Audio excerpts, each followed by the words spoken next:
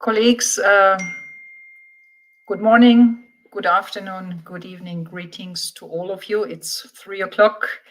I warmly welcome you here at our dialogue webinar on Stepping Up Action for Climate Empowerment. My name is Talieh Woegerbauer. I'm the national focal point for ACE and the senior policy advisor in the Ministry for Climate Action in Austria, and I'm ambassador for ACE for the UNFCCC as well. Before we are starting our dialogue, I would like explicitly thank our cooperation partners, ECHOS, ICLEI, and the UNFCCC Secretariat for their strong support on preparing this event today. And furthermore, I would like to thank all participants who are joining us today and providing us with their insights, experiences, views, and who are committing to this discussion.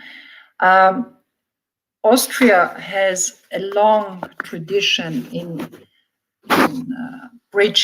being a bridge builder that supports constructive dialogue. International cooperation and dialogue are prerequisite in all efforts aimed at establishing sustainable peace and development. The global climate change is a big threat for sustainable peace and development and for the upcoming generations. Increasingly, it has become a reality of the present. The Austrian ACE-AT dialogues serve as a strategic space to share knowledge and visions about how to access and use ACE to address climate change across all society. It aims to bridge the engagement of party and non-party stakeholders within and beyond the UNFCCC process, and to strengthen the multilateral system as a natural space and opportunity to meet and interact with different stakeholders and to enhance their understanding of the engagement on climate. Today's webinar is to celebrate and strengthen international collaboration towards all of society climate action in the context of the Earth Day 2021 Climate Leaders Summit convened by US President Joe Biden, who, by the way, has pledged to halve emissions from 2005 levels by 2030. Respect. I hope that this will come into reality, will be true, because this more than doubles the US commitment under the Paris Agreement.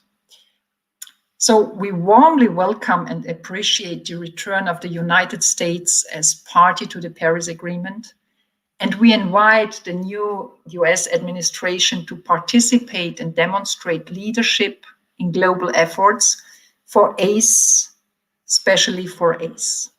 We are looking forward to collaborate with the US on this important topic. We have invited a special envoy for climate with the US Department, His Excellency John Kerry. But given the fact that these days are extremely busy for Mr. Kerry, live participation in a webinar was difficult to accommodate on his busy schedule. However, we warmly welcome the new designated national focal points of the US, Frank Niepold and Olivier Urbanski, who are with us today. As I have mentioned before, global cooperation is of utmost importance. And therefore, I am very, very honored that His Excellency Dr. Kwaku Afriyie, Minister for Environment, Science and Technology and Innovation in Ghana, has dedicated some of his precious time to be with us today. Welcome, sir. We are looking forward to hear your insights a little bit later. I would like to take the opportunity to dedicate also some few words on Ghana, because Ghana is exemplary engaged regarding action for climate empowerment. Having hosted the African Climate Week in 2019, diverse actors from the public and private sectors were brought together to discuss on how engagement between parties and non-party stakeholders can be further strengthened in key sectors for Africa, including energy, agriculture, and human settlements. Strengthening ACE within and beyond the UNFCCC process is key for building bridges from talking to action. Therefore, as already mentioned, we need to strengthen multilateralism because within the multilateral system, we have the possibilities to engage cross-cuttingly with all stakeholders. Therefore, I'm also very pleased to welcome Her Excellency Patricia Espinoza, Executive Secretary of the UNFCCC Secretariat.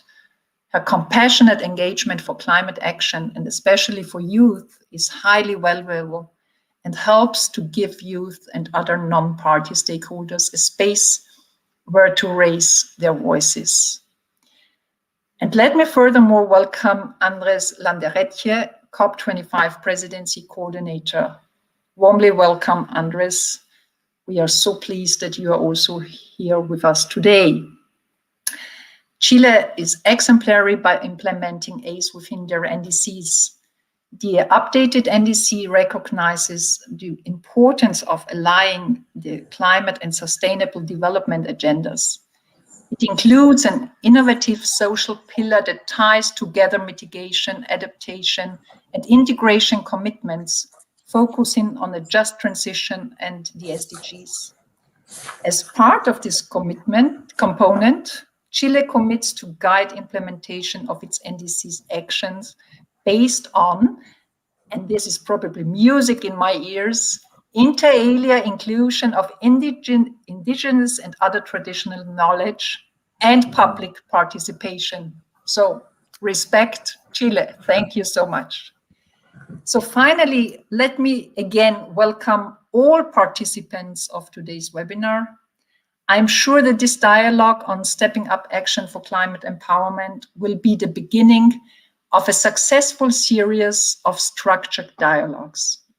Dialogues in different fora, regions across the globe, attended by policy and decision makers, representatives from governments and non-party stakeholders, including civil society, science, academia, youth, and the private sector. So I will hand over now to our very well experienced moderators, Danae Espinoza and Chiagozie Udeh, and I ask Danae to take over. Thank you so much. And again, let us have a fruitful discussion today. Thank you.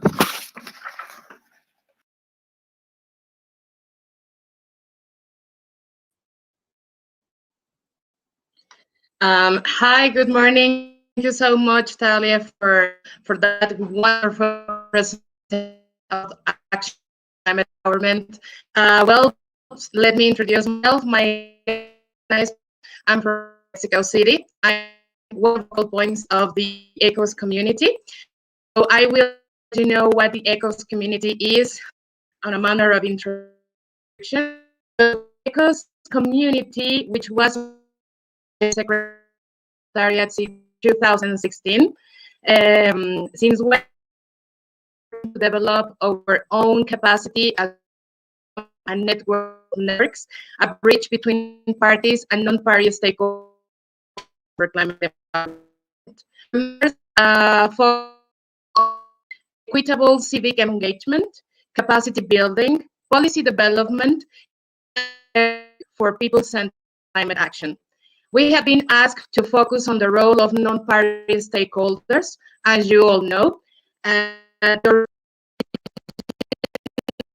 awareness and in developing adequate responses to climate change.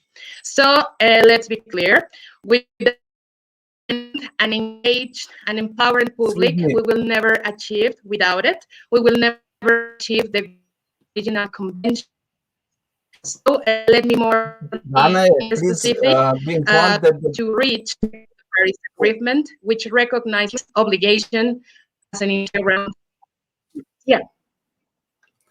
Danae, your voice is breaking up, so can you work on your internet connection, please? There seems a problem with your internet connection. Sorry. We could not. Yeah, okay. So I think, yeah, maybe I will turn off the camera to much better. Yeah, I think so.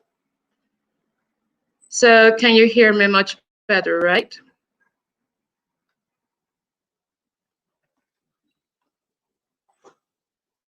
So yes, right. It's working much better. It's a little bit better, yeah. Hello.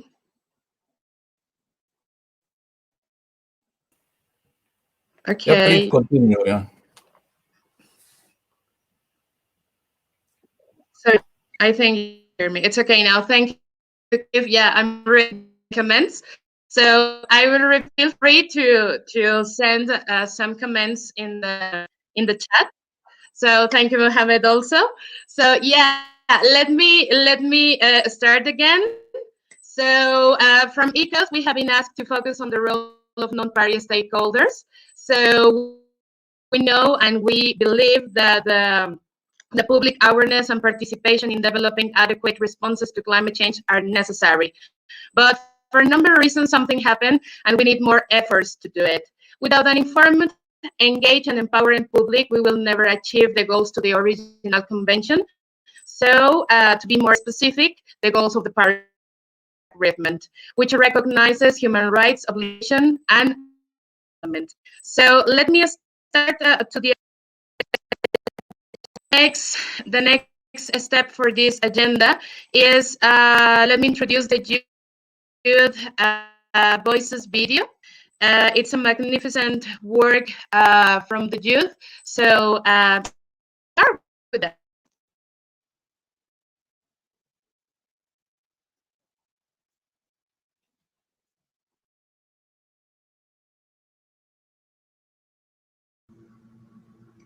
Why is Action for Climate Empowerment, ACE, so important?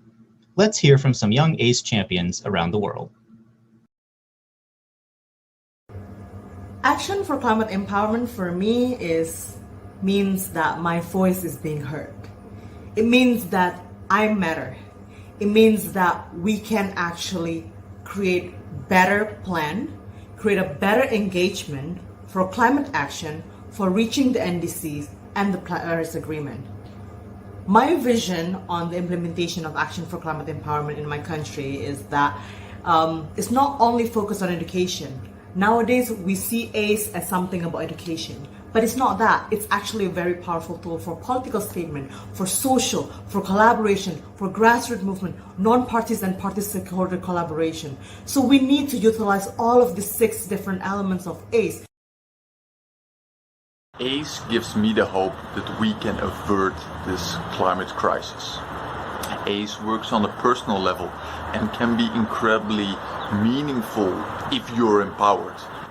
If you're empowered and you're working towards achieving, it gives you purpose. And if you work towards achieving that goal, that purpose, it gives you energy, hope, and fulfillment.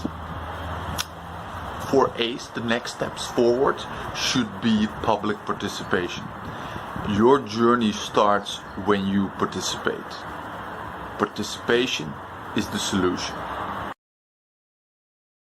Action for Climate Empowerment, ACE, to me, means any step that I take as an individual or we take as a community towards the restoration of the natural status quo of the earth.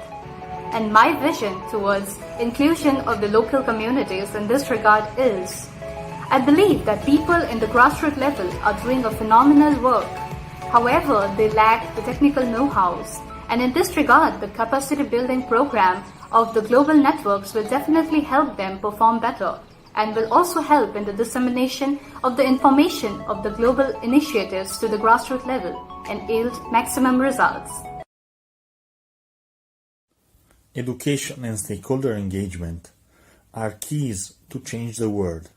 I hope that ACE dialogue can raise its visibility and attention to the national leaders and to the global venues, and I hope that the platform can foster the knowledge of this great instrument of the Paris Agreement to the grassroots stakeholders like schools, activists, associations, and any kind of activity that deals with climate change and ecological transition. Only with that we can hope that the Paris Agreement can be a reality.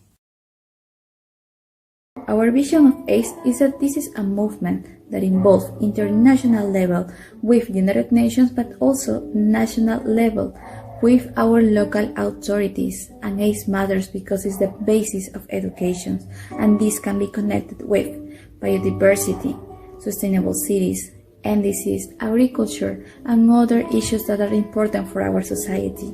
Let's fight together against climate change.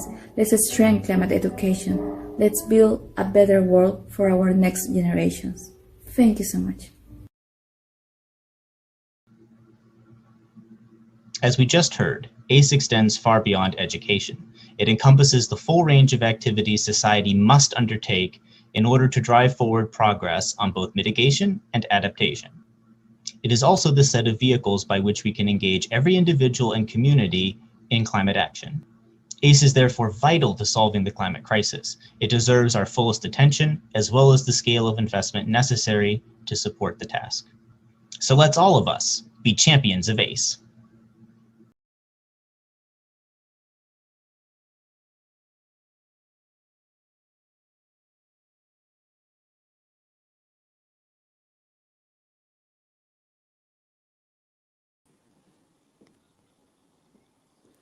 So sorry for the interruption. You know, these days with the Wi-Fi and everyone connected, we have some issues to get connected.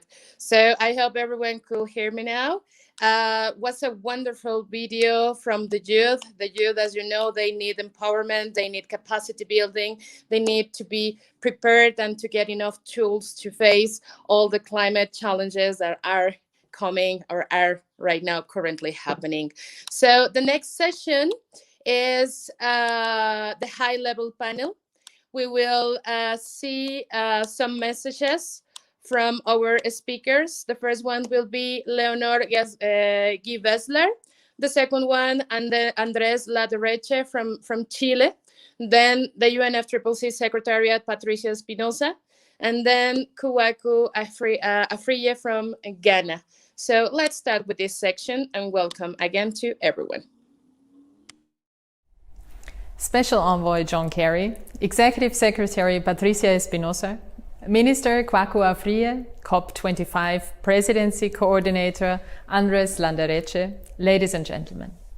It is a pleasure for me to welcome you all participating in the webinar on Action for Climate Empowerment of the ACE-AT project. Climate change is about nothing less than the future of humanity on this planet. Therefore, it is an issue we all must collectively solve. The countries of the world recognize the critical need to address climate change. They recognize that it is a global challenge requiring a global solution. They expressed this recognition in the establishment of the United Nations Framework Convention on Climate Change. And in 2015, the countries of the world once again came together to express the need for action and give more details on how they would take that action in their adoption of the Paris Climate Change Agreement. With respect to ACE, Article 12 of the Paris Agreement and its related Katowice climate package are the latest expressions of the high-level political consensus on the importance of fostering education, training, public awareness, public participation, public access to information, and international cooperation to address the climate crisis. Thus, ACE has a very special role and its own article under the Paris Agreement, as citizens provided with information can participate actively in the decision-making process. Only when people are informed, and more so, empowered, behavior can be changed towards a climate-resilient and climate-neutral society.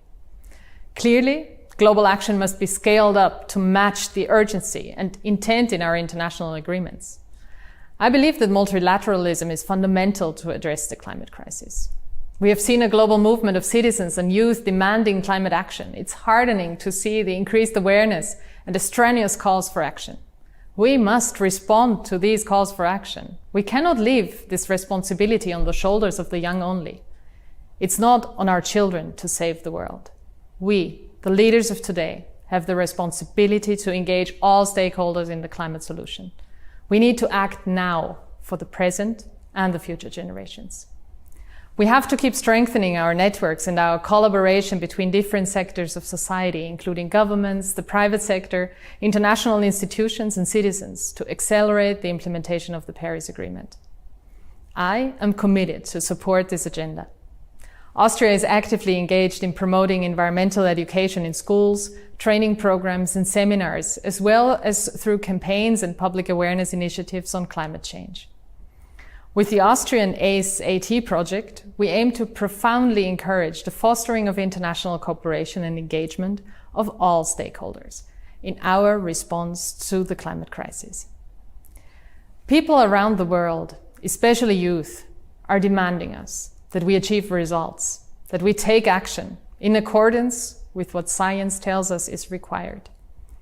We need ideas, best practices and lessons learned from every segment of society, whether businesses, investors, regional and local leadership, and everyday people. Education, training and awareness, alongside preparedness for the new global economy, are the first steps towards empowering people and raising our collective human and institutional capacity to take climate action. Let us support and enhance ACE. Education, training, public awareness, public participation, public access to information and international cooperation in our response to climate change. We must also incentivize other actors, like the private sector, to do their share. We must shift finance flows at all levels to a net zero, climate resilient pathway. It is also our duty to support the poorest and most vulnerable, both around the globe and at home. Climate change is the challenge of the century. I'm encouraged by the new climate announcements made over the past few days, especially by the new NDC of the United States. I look forward to working with all of you to make ambitious climate action happen. Thank you.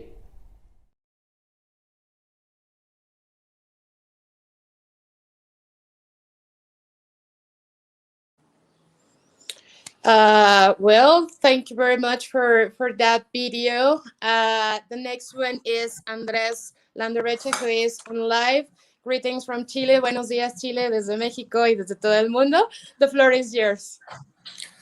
Thank you, Danae. Muchas gracias.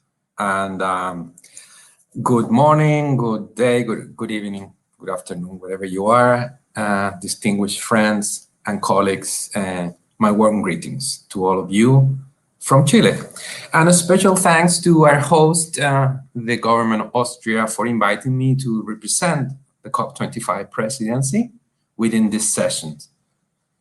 Now, as we all know, the COVID-19 pandemic brought significant hardship for livelihoods around the world and disruption to the multilateral climate process, not least postponing COP26. But it also has brought space to reflect, develop domestic plans and test new methodologies and approaches to enhance activities under the Action for Climate Empowerment agenda. For many, and certainly here in Chile, 2020 inadvertently became the year of ACE, as we expanded our understanding and use of tools to connect across institutions and geographies, bringing a new era of digital climate change training, awareness building, information access, and collaboration. In our enhanced NDC, presented in April last year, Chile committed to develop its first national strategy on capacity development and climate empowerment. Building on Article 12 of the Paris Agreement and the decision of COP24 in Katowice, this strategy will articulate synergies between ACE and the UN SDG agenda and be closely linked with the development of our long-term climate strategy for carbon neutrality by 2050. Extensive and inclusive stakeholder engagement has been at the heart of work to develop our ACE strategy. Between December 2020 and January this year, we undertook a multi-actor and multifaceted participatory process in which nearly 10,000 individuals from civil society and diverse non-state actors participated in a series of activities. These range from open dialogues on climate change and detailed surveys to detailed ACE workshops in each of Chile's 15 mainland regions, delivered in collaboration with the European Union, Euroclimate Plus, and the Inter-American Development Bank. Similarly, wide-ranging engagement and consultation with civil society, academia, the private sector, and many other organizations has also been central to the development of our NDC and long-term climate strategy.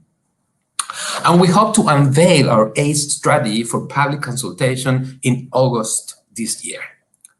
We will also keenly look forward to the Secretariat's update of the Doha Work Programme on ACE as a critical overarching framework. It is becoming increasingly clear for all we will only win in the fight against climate change if we are all fight on the same side. We are all in this together. A resilient and net zero society cannot be constructed, cannot be built by governments and elites alone, but by all of society. This doesn't have to be an uphill battle. Surveys from around the world illustrate that public approval of ambitious climate policy is rising. It is our responsibility to provide them the tools and information to convert this into action.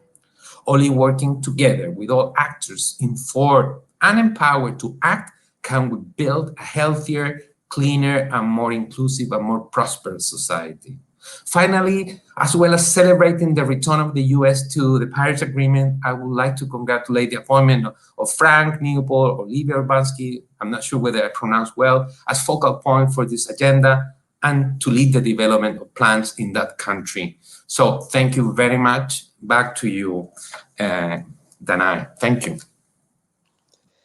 Thank you very much, Andres. And it's fantastic to hear all the efforts that Chile is doing on Action for Climate Empowerment and the efforts to include and to hear and also to take into account the youth participation. Thank you very much for your intervention. My pleasure.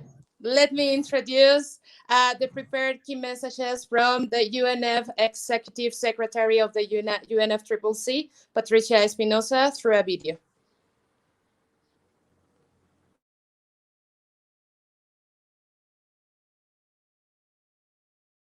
Dear friends, greetings from Bonn. It's a pleasure to be here. These are times of great urgency and great momentum for global efforts to address climate change. Last week, the World Meteorological Organization released its State of the Global Climate Report for 2020. They report, concentrations of the major greenhouse gases continue to increase despite a temporary reduction in emissions in 2020 due to COVID-19.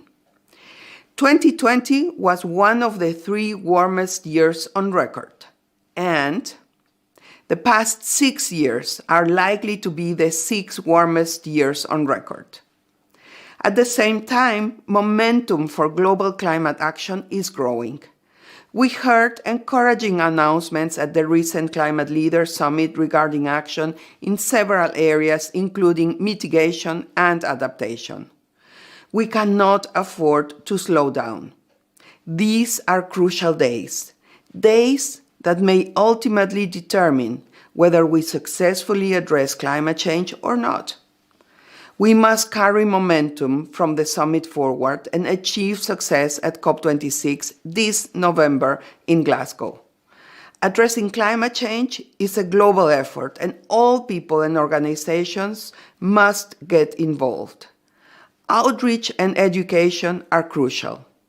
That's why UN Climate Change is pleased to work with the Austrian government and non-party stakeholders to raise awareness for Action for Climate Empowerment, or ACE. When we talk about ACE, we're talking about the tools available to governments to raise ambition on climate action. It's about climate education and training. It's about raising public awareness about climate policy. And it's about the most important element, taking climate action. Children and youth are essential in this, but action is not their responsibility alone. Far from it. That's why the tools that ACE provides are important. They ensure that all citizens are equipped and empowered to drive the transition to low-carbon, just, and climate-resilient societies. It's about lifelong learning, giving people the tools they need to tackle climate change in diverse ways. This flexibility is important.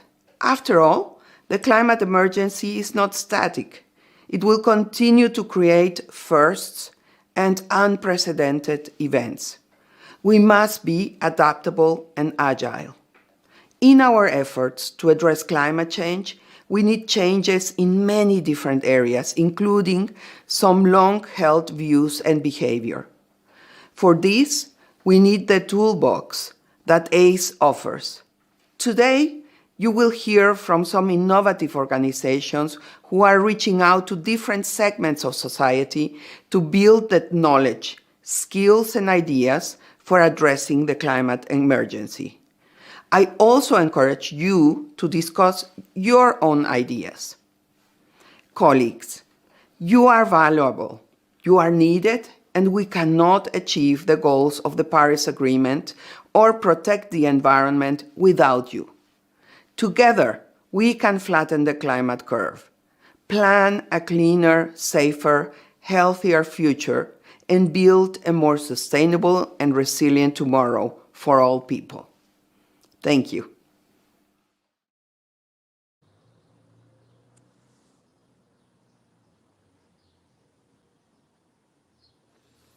Thank you very much, Patricia Espinoza, for that powerful message. And our last speaker is Mr. Kwaku Afriyie, the Minister for the Environment, Science and Technology and Innovation from Ghana. Minister, the floor is yours. Thank you, Excellency, the Special U.S. Presidential Envoy for Climate, Secretary General of UN FCCC, honorable colleague ministers, thank this forum presidents, Federal Republic of Austria, and the Executive Secretary of the UN Climate Change Secretariat for inviting Ghana as a partner and a global leader in the implementation of action for climate and peace. I also want to celebrate with the global community the return of the United States as a party to the Paris Agreement and look forward to the new US administration to create and demonstrate leadership in global efforts for action for climate and power. We are also grateful to the US President Joe Biden for convening this forum as part of the 2021 Earth Day Climate Summit. As you know, Ghana remains one of the most vulnerable countries in the world and one of the regions forecasted to be the most affected by climate change. Again, climate change poses a new challenge to the existing capacity and calls for people and institutions to acquire new and changing skills in various sectors in order to enhance their resilience to climate change challenges. In line with this, Ghana's climate change policy mentions climate change education, training, and public awareness in the light of priority activities as a systematic pillar in order to achieve the objectives of the policy, among others. In line with the national climate change policy, a national strategy was developed in 2016 as a tool to implement Ghana's national development contributions in response to the Doha Work Program, which effectively enhanced implementation of Ghana's SE actions. And indeed, I can report that the determined contributions have been updated and validated and in draft form, awaiting scrutiny by Cabinet and the President's assent. Thus, it is great pleasure to see so many of you online to discuss the place in achieving the goals of the Convention Agreement today. With Ghana's aim of supporting the species on Article 6 of the Convention and Article 12 of the Paris Agreement, Ghana since 20 has taken a number of steps. Specifically, 1. Appointed its national focal person. 2. Develop climate change and green economy in primary and high school education. 3. Integrated climate change and green economy in primary and high school education. RIP. And 4. Initiated national climate change. Excuse me, Mr. Minister, we cannot hear you. And mainstream climate change the connection is development. And also mainstream climate change medium-term plans of districts, metropolitan, and municipal assemblies, among others. This have encouraged more participation of government on non-state actors in climate change education, training, public awareness, and public participation. Public access to information and sharing of information with regional and national cooperation in all our mitigation and adaptation efforts. I believe that successful implementation of these actions have improved understanding of climate change in Ghana, strengthened capacity for institutional coordination, science and innovation, accountable monitoring and reporting, build adaptive capacity, create awareness, and support attitude change to address the environment. Your Excellency, sorry, Your Excellency, Minister Afriyie, sorry to interrupt you. Can you hear us? Activities since Article 6 of the Convention has no special. We can't hear you, Minister Afriyie. Sorry, we can't hear you. Apologies that I interrupt you, but we cannot hear you. Now we got the picture again, but we couldn't hear your interventions. I hope that our technical support can improve it somehow. I think it's not possible. We've already during the test, the connection was very bad and it was not possible to improve it. So I guess we can only send our best wishes and our commitment to help to empower climate action also in Ghana with better internet access. Excellency, can you hear me? Can you continue? Yes, please. Minister, I think it will work much better if you turn off the camera and then start talking, please. I think it will work. But we will also have to go to the next agenda item.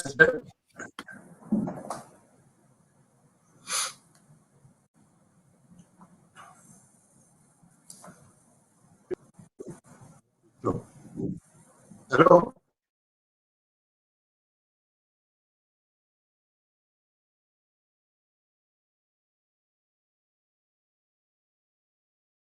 So, these things happen. Thank you very much, Minister. The connection sometimes in Global South countries in Mexico happens also. So thank you very much for your intervention.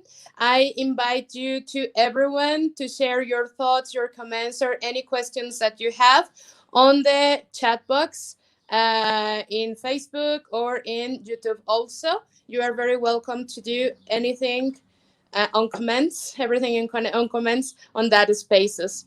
Thank you very much for all the people who are participating in this high-level segment. It's so important to listen and to know what the decision makers are doing in their respective countries, and it's so important to improve this international collaboration between global North countries and global South countries, because at the end of the day, we are just one world working together to face climate change challenges. Our next segment, I will introduce Fleur Newman, Action for Climate Empowerment Lead from the UNFCCC Secretariat. So welcome, Fleur. And she has been a very important part also of this event. So the floor is yours, Fleur. Very welcome. Thank you, Danae. And I am delighted to be here, and I'm very happy to be supporting the event. And what I'm going to do now is give an opportunity to participants to engage with us in other ways other than the comments as well through Mentimeter. And this is an interactive tool that's best used if you have a mobile device. You can log into menti.com and we will be able to, we're going to ask you a question, and the question is based on a lot of feedback that we received through what was known as the 8th ACE Dialogue, which was held last year virtually through 4 regional and 2 global events. And through that engagement on thinking about what has worked really well under what's been referred to a couple of times by different speakers, so the Article 6 of the Convention and Article 12 of the Paris Agreement, and the Doha Work Programme, which is the how-to of implementing. And through that discussion, there was a question around how to make ACE an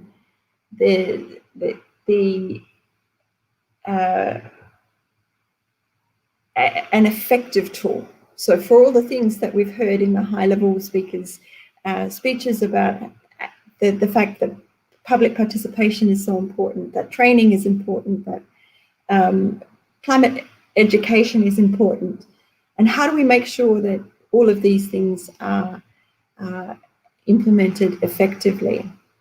And so this question here is really speaking to the areas that have been identified as sort of critical. So what areas are most critical in your region, country, community, or workplace to ensure that ACE reaches its potential as a tool to achieve ambitious climate action? And you can see there on the screen that the choices around capacity building and collaboration is one, tracking and reporting another, community empowerment is another one, and we've heard this also in the high-level speakers' comments about the importance of engaging at a community level.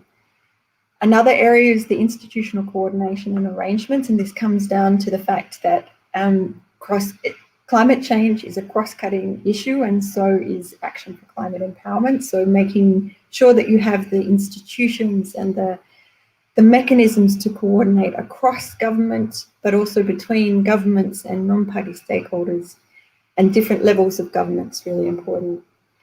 Another area being financial resources, so being able to invest in the areas that are relevant and making sure that people can engage, that they have the opportunities to do so in spaces that are effective.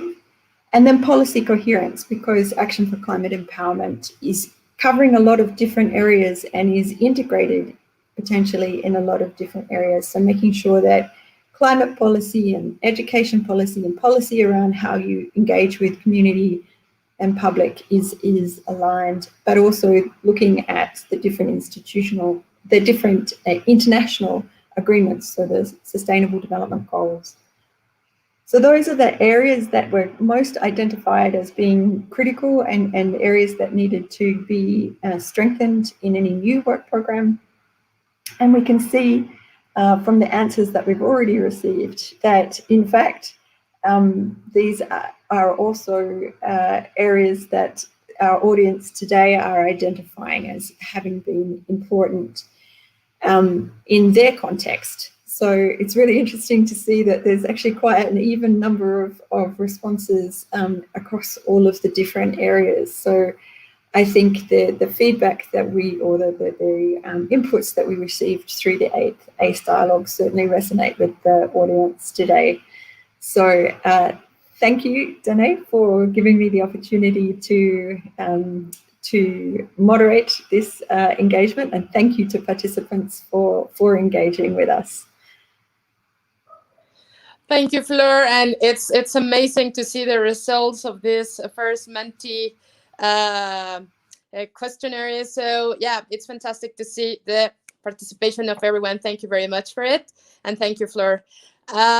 Just a quick comment.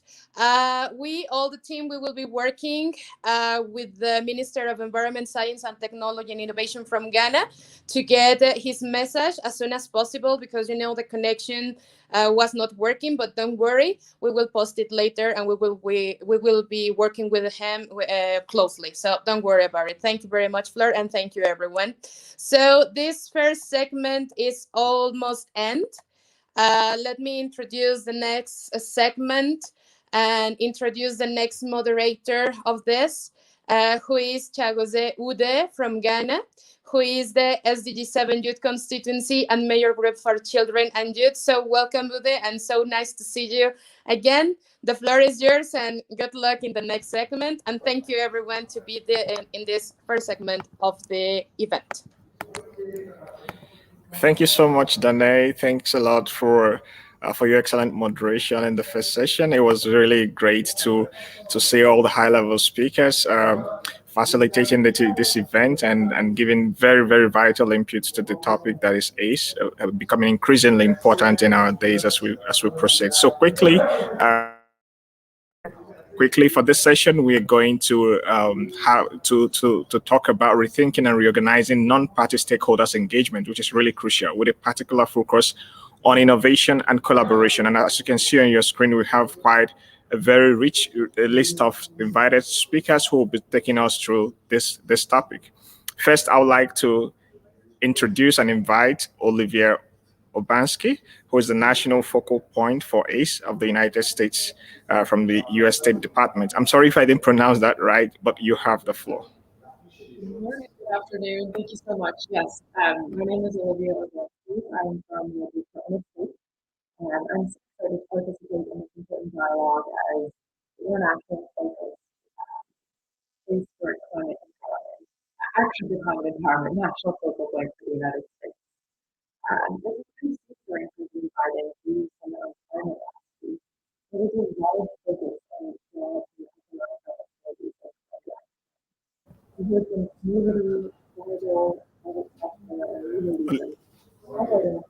Olivia, we can't hear you very clearly.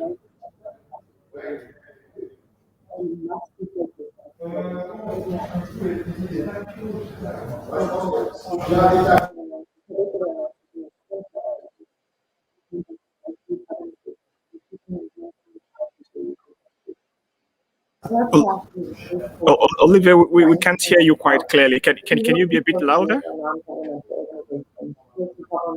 Can you hear me, Olivia?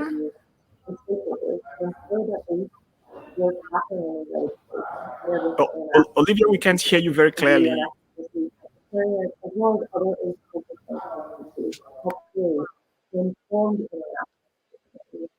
Literacy, awareness, and understanding of climate science and climate policy. I'm also working to ensure that ACE remains an important issue in the climate negotiations happening at COP26. Frank and I are so excited to join this dialogue and to learn from the other ACE national focal points, as well as leaders advancing ACE to support countries' climate actions. Finally, just wanted to note that I am working closely with the Office of the Special Presidential Envoy for Climate to promote ACE as a part of the Biden-Harris's administration's ambitious and whole of government, as well as whole of society efforts to tackle the climate crisis. Thank you so much. Thank you so much, Olivia. Thanks for your excellent remarks, and it's very reassuring to know that the United States is really, really serious about placing ACE as a focal agenda on its climate action. Really inspiring to hear your reassuring remarks. We'll quickly move over now to Frank Niepold, who is the national focal point for ACE. He's also the climate education coordinator at NOAA's Climate Program Office. He wears a lot of hats, including being a member of the Education and Communication and Outreach Stakeholders Community, ECOS Steering Committee. Frank, you're welcome, and you have the floor. Good morning. It's good evening, good day. As was said, my name is Frank Niepold, and I'm the other focal point. As you notice, we have two for the United States. It's a great honor to be with you today and discuss how non-party stakeholders play a crucial role in advancing action for climate empowerment. Over the past few years, I've been impressed with how other countries are advancing ACE to support their national climate action and their plans. The United Nations Framework Convention on Climate Change dialogues on ACE have been significant in informing our thinking in the United States with regard to ACE. We look forward to continuing to learn from one another as we undertake this important work and are eager to build multilateral conversations on how best to advance ACE activities and specifically national strategies. Based on our work in the United States, we have seen the power and the potential when the diversity of ACE-related stakeholders join forces. ACE is crucial in strengthening the support for and capacity for communities to take climate actions. In 2019 and 2020, sorry, got that a little bit off, non-governmental ACE stakeholders in the United States participated in a community-driven process to develop an ACE national strategic planning framework for the United States. This is not a US government ACE national strategy, but we co-created by the US community, ACE community, and in partnership with NOAA, where I am, we co-led this effort through a decade-long effort. It was that which culminated in a series of participatory dialogues during August of 2020. The resulting document is available and compiles the key principles, specific recommendations, and collective wisdom expressed by more than 150 participants and affiliated through roughly 120 different organizations and networks. The participants represented a broad swath of the nation's ACE landscape and its tremendous diversity, experience, and geographic reach. Building on this progress, Olivia and I, along with other federal agencies, are working with the US ACE community to build on these efforts to ensure that ACE is incorporated in the US national actions and international cooperation. We are building on this momentum for ACE strategic planning with the Biden administration. We very much look forward to working with you all. Thank you. Thank you so much, Frank. Thanks for such a reassuring remarks. And it's really excellent to see the United States back 6 days after submitting your updated national determined contributions, and knowing that ACE is a very focal agenda on this. It's really inspiring to see another country stepping up to take the lead. Thank you so much, and we deeply appreciate the United States partnership. And then, what is ACE without young people? It gives me immense pleasure to go to the next speakers for this session.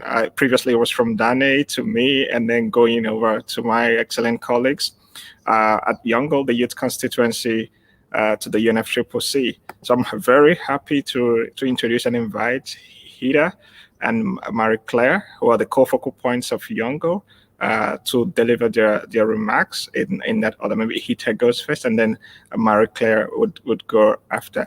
And no, by the way, also they're my excellent successors as the focal points of Yongle. So really happy to see you both.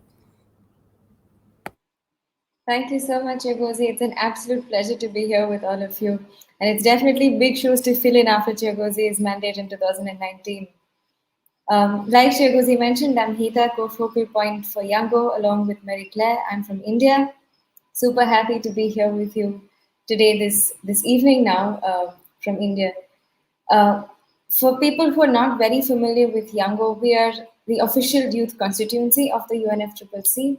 What it means is that we are the official mode for young people to engage within the UNFCCC negotiations and the process. We're a network of young people from across the world who are youth organizations as well as individuals. Anyone under the age of 35 is open to be a part of Yongle. We are working across different thematic working groups. One of them, our most active working group, is the ACE working group, which is now really expanding its actions and also moving into sub-working groups within the general working group of ACE. When we talk about why ACE needs to involve young people, I think it's very clear. Action for climate empowerment is impossible without engaging everyone. All the 6 elements of ACE ensures that there is equal access, whether that's education, whether that's access to information, whether that's public awareness, and young people are clearly driving the change. I myself work on climate change education back home here in India with school students. And there are millions of other young people who are doing different kinds of engagement, whether it's education, whether it's awareness building, whether it's grassroots action, whether it's getting public participation into the process, working with communities. And young people are leading the change when it comes to ACE. We're leading the activities from the ground up, which is why I think it's extremely important to ensure that ACE and youth go hand in hand when it comes to decision making, when it comes to implementation, and when it also comes to policy making at the national and international levels. So very quickly, back in 2018, almost exactly 3 years ago, on the 29th of April in 2018, we had the first ACE Youth Forum. And this ACE Youth Forum engaged with young people. There were about 110 participants from 70 countries across the world that took place in Bonn at the UNFCCC headquarters. And there were also 40 youth who had been given scholarships, so basically who were fully funded to come to the ACE Youth Forum, all of them from the Global South, with a special importance on the small island developing states. And through this day-long event, young people engaged, and we came up with with a series of outcomes. And I'll quickly go through these outcomes before I hand it over to Marie-Claire. The first outcome is focusing on the ACE national focal points. So it clearly mentions that ACE national focal points are key actors when it comes to engaging with youth, when it comes to engaging with other stakeholders, which is why the connection between these ACE national focal points and other stakeholders needs to be strengthened.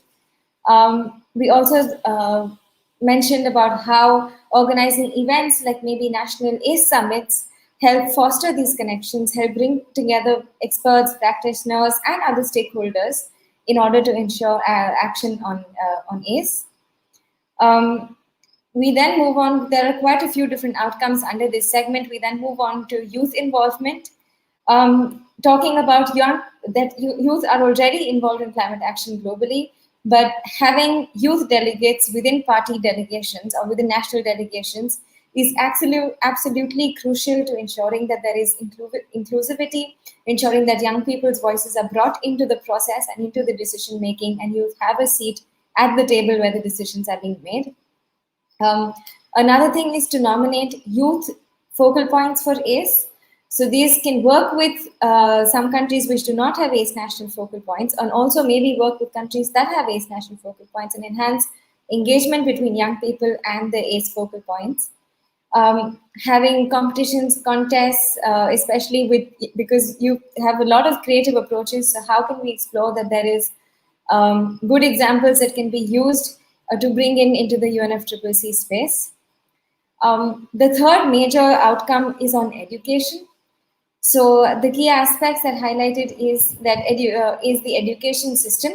So how do we bring in formal as well as informal, non-formal education coming together in order to make sure that people are aware, people have the knowledge and the access to take climate action.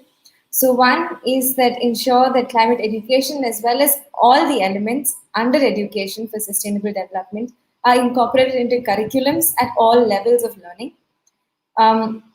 Also integrate climate change education into formal and informal education materials, provide and promote active online material on climate change and sustainability.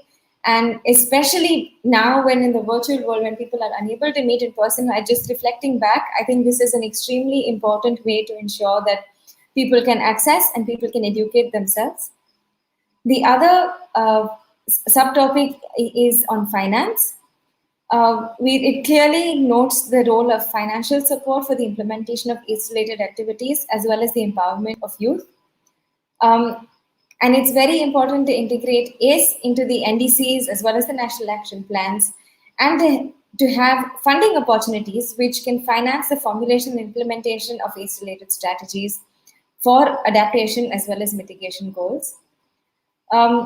It is also recommended to increase the transparency standards for funding mechanisms and also support youth-led projects to be financed and serve ACE goals. So I've only gone through a few of the outcomes. These outcomes are available online on the UNFCCC website. And I really hope that you can go through it and we can work together in implementing the outcomes of the Youth Forum 3 years ago. Thank you so much, Heeta. Thanks for presenting that. I can quite vividly recall the ACE Youth Forum, a very important participation by and leadership by Yango then. And I will now invite Marie-Claire, who is somewhere in Africa now. Thank you so much, especially the ACE-AT team, for inviting Yango to speak today and all the previous speakers. My name is Marie-Claire, co-focal point along with Heeta for the second term now due to the coronavirus. Normally it's a one-year term. I'm normally based in Switzerland, but currently I am in Ghana, and I really hope that my internet is a little bit better than the one from the ministry. But yeah, so going straight into the topic, Heeta already mentioned the outcome of the previous ACE Youth Forum back in 2018. And this year, because of the new ACE work program, we are planning, or the Yango ACE team working group, they are planning a new edition, the second edition of the ACE Youth Forum in summer. While we are following the negotiation during the 3 weeks virtual SP, the subsidiary body meeting in June, we are planning that in 2 consecutive weekends on the 9th and the 16th of July. The dates are not yet confirmed, but we are planning with them that there will be this ACE Youth Forum happening, where we're really trying to go into the matter of ACE and trying to come up with, amongst other topics, but also with our version of the ACE work program we want to see, basically what young people want to see in the new edition of the ACE work program. We already wrote recommendations back in 2018. Heeta presented already. We have been writing submissions for the last open call for submissions back in January 2020. And now, when we come very close to COP26, we want to again refresh and see as a collective what we want and where we would like to go. Also, we are gearing up with different actions to COP26 and are looking very, very much forward to also engage with the national focal points and also with the delegations to assure, because as you know, we as Yango and young people are unfortunately not sitting at the decision-making tables. We unfortunately cannot take the decisions. That's also why we really count on the generation who is currently in power, as already mentioned before, that they are taking decisions in line with what we as young people also want.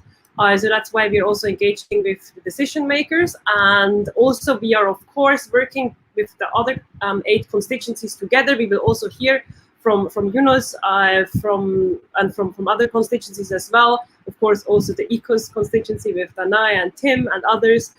So we are also really much looking forward to not only see it from the youth perspective, but also see what is the research saying, what are the farmers, what do the farmers need, what are the other women and gender constituency, what do they want to see in the ACE program, and come up with a collective voice, and also with more power into the ACE negotiations. So the ACE Youth Forum is one big program our ACE working group is planning, but also there will be a lot more. And if you want to engage, I also already saw that Bas and Nila wrote already in the comments, so please feel free to reach out. We are very much looking forward working together with all of you to make the 2021 edition from the ACE Youth Forum a success. But also feel free to reach out to Yango at any point in time if you want to collaborate on ACE-related issues. And we are very much looking forward working with the ACE-AT team together. They have been doing a brilliant job and really pushing this agenda. Especially also focus for us is the finances, because we all know without the finance, very often the programs cannot get implemented. So Yango has a lot of great ideas also in regards to finance, for example, making a very innovative marketplace where individuals, but also NGO and groups, but also countries can apply their project, put it on the platform, and then donors can find out what they would like to support. So we have a lot of very interesting ideas we would like to further explore with you, and then hopefully very soon implement into practice, because I believe this crisis, or we as Young also believe that this crisis with the coronavirus again showed us how important it is to put AIDS awareness, participation, education at the center of crisis management, and hopefully we are not getting into such a state of a crisis. That's why we need a very, very strong AIDS work program in the next years. And with this, I hand over back to Udeh, and wish you a wonderful rest of the day. Thank you so much. Thank you, Heeta and Marie-Claire. Thank you for your leadership and making sure that the ACE agenda is at the fulcrum of the work of young people. And now moving quickly now to a Caribbean country, Dominican Republic. It's my pleasure to invite Rosalia Duval, who is the head of the Department for Adaptation in Dominican Republic, to tell us about the work of Dominican Republic on ACE and how they see the engagement and the strategization for engagement of non-party stakeholders in this whole agenda. Well, good morning, good evening to everyone. First of all, it's a pleasure for me and for my country and the institution that I represent to be here with you all. And first of all, I want to say I am a representative of the National Council for Climate Change and Clean Development Mechanisms on the Dominican Republic.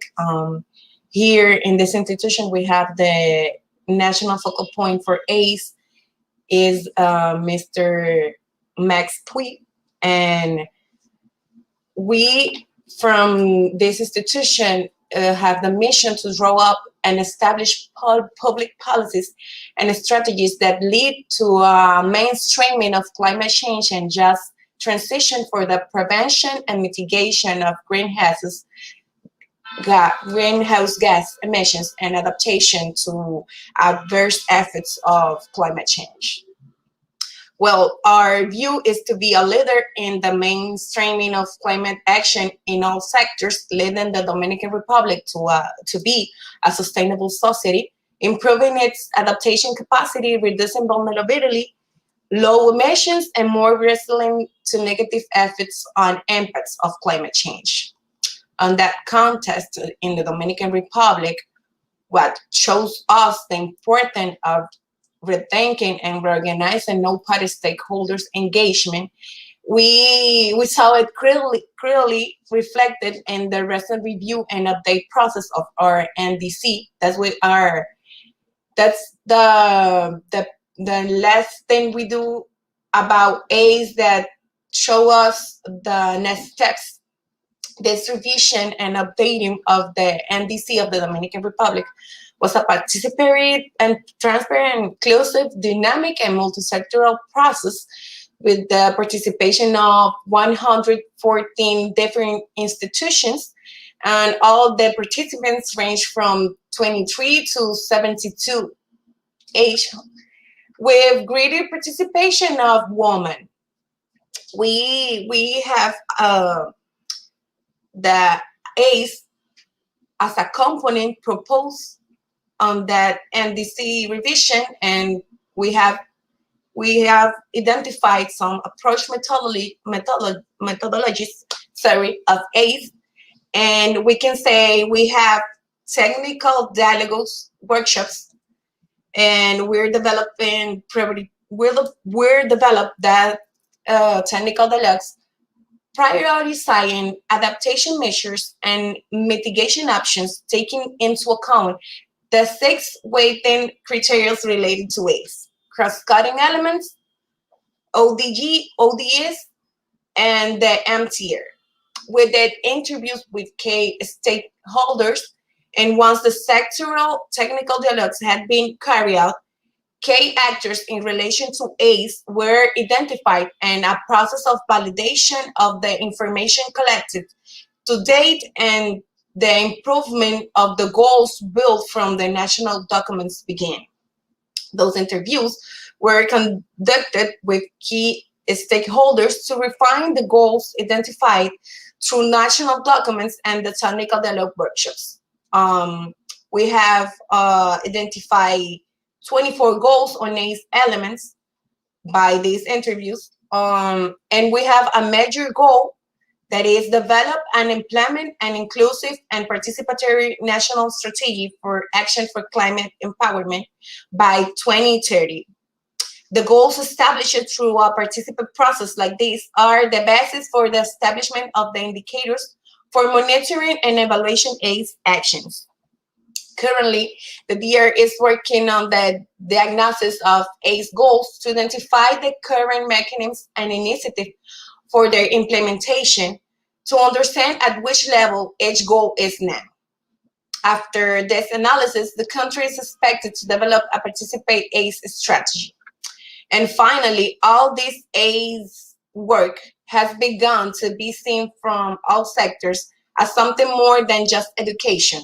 Today, ACE for the Dominican people is seen and taken into account in its 6 elements that is more than education. And we are very happy with all these results, and we have much hope in this strategy for develop art by 2030.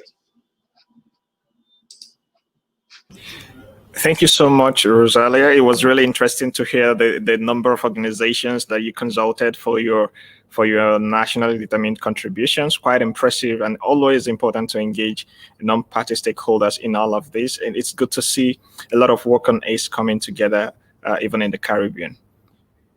I will move over now to Isatis Cintron Rodriguez, who is the regional coordinator of the Latin American Citizens Climate Lobby Group. It's my pleasure to welcome you to weigh in also on the topic of our conversation. Hi, everyone. I'm super excited to be here. Thank you for the invitation. And it is thinking of like how to approach like collaboration with non-party stakeholders and parties. We think that the only way to solve the climate crisis is together. And in order to be able to land international and national policies, it needs to take into considerations the complexities and disparities on the ground. And in rethinking the way that we collaborate, we believe that ACE activities should be ongoing and part of the regular process in policy design, science study, reporting, public information, and deployment of solutions. This means that the UNFCCC national and supranational level, this is not only the most sensible, but also practical and effective political approach. We have heard today about the need to empower, but I also want to recognize that the power that communities and young people already have in leading the change at the local level. And we believe that ACE can help harness the strategic resources to catalyze climate action in a way that is not only just and equitable, but also can help unlock the capacity of all levels of society engaging in solving the climate challenge. We have like 3 pillars that I think it's super important. And it's like, the first one is enhancing multi-level pathways for collaboration. In Citizens Climate International, we work to our citizens volunteers to build political will for a livable climate future. And we have seen the advantages and we see the advantage of adopting policy that is socially acceptable. And our vision is to create pathways and provide tools for citizens on all sectors of society to work in collaboration with government to build political will for effective, inclusive, people-centered climate action. We work to create engagement opportunities to bring together stakeholders of all types with leaders of all levels of influence. Our Develop Engage for Climate Toolkit offers citizens, local governments, officials, and non-party stakeholders a strategy for engaging locally, envisioning a smarter, more climate resilient future, and for providing structured action-oriented input to local and international climate processes. Stemming from this, we have worked in creating citizens' assemblies across Latin America, including Puerto Rico, across different themes, including climate finance, mitigation, adaptation, and community resilience. This has been super important to ensure frontline communities such as Puerto Rico I brought to the table, and we're currently working to create a non-party stakeholder determined contribution that can help inform a climate plan that represents the voices of people that are often left behind, like Puerto Rico, that doesn't have a direct representation in the United Nations. We have also been able to provide guidance and engage in the US AIDS framework consultation and dialogue design. And this effort is intended to manifest a core principle that we believe is the spirit of Article 6, and is that by virtue of being alive, you are an environmental stakeholder. That is your legitimacy and your right to speak and to participate. We can innovate faster in more places in ways that benefit people and communities if we include everyone and give genuine space to every worthy idea.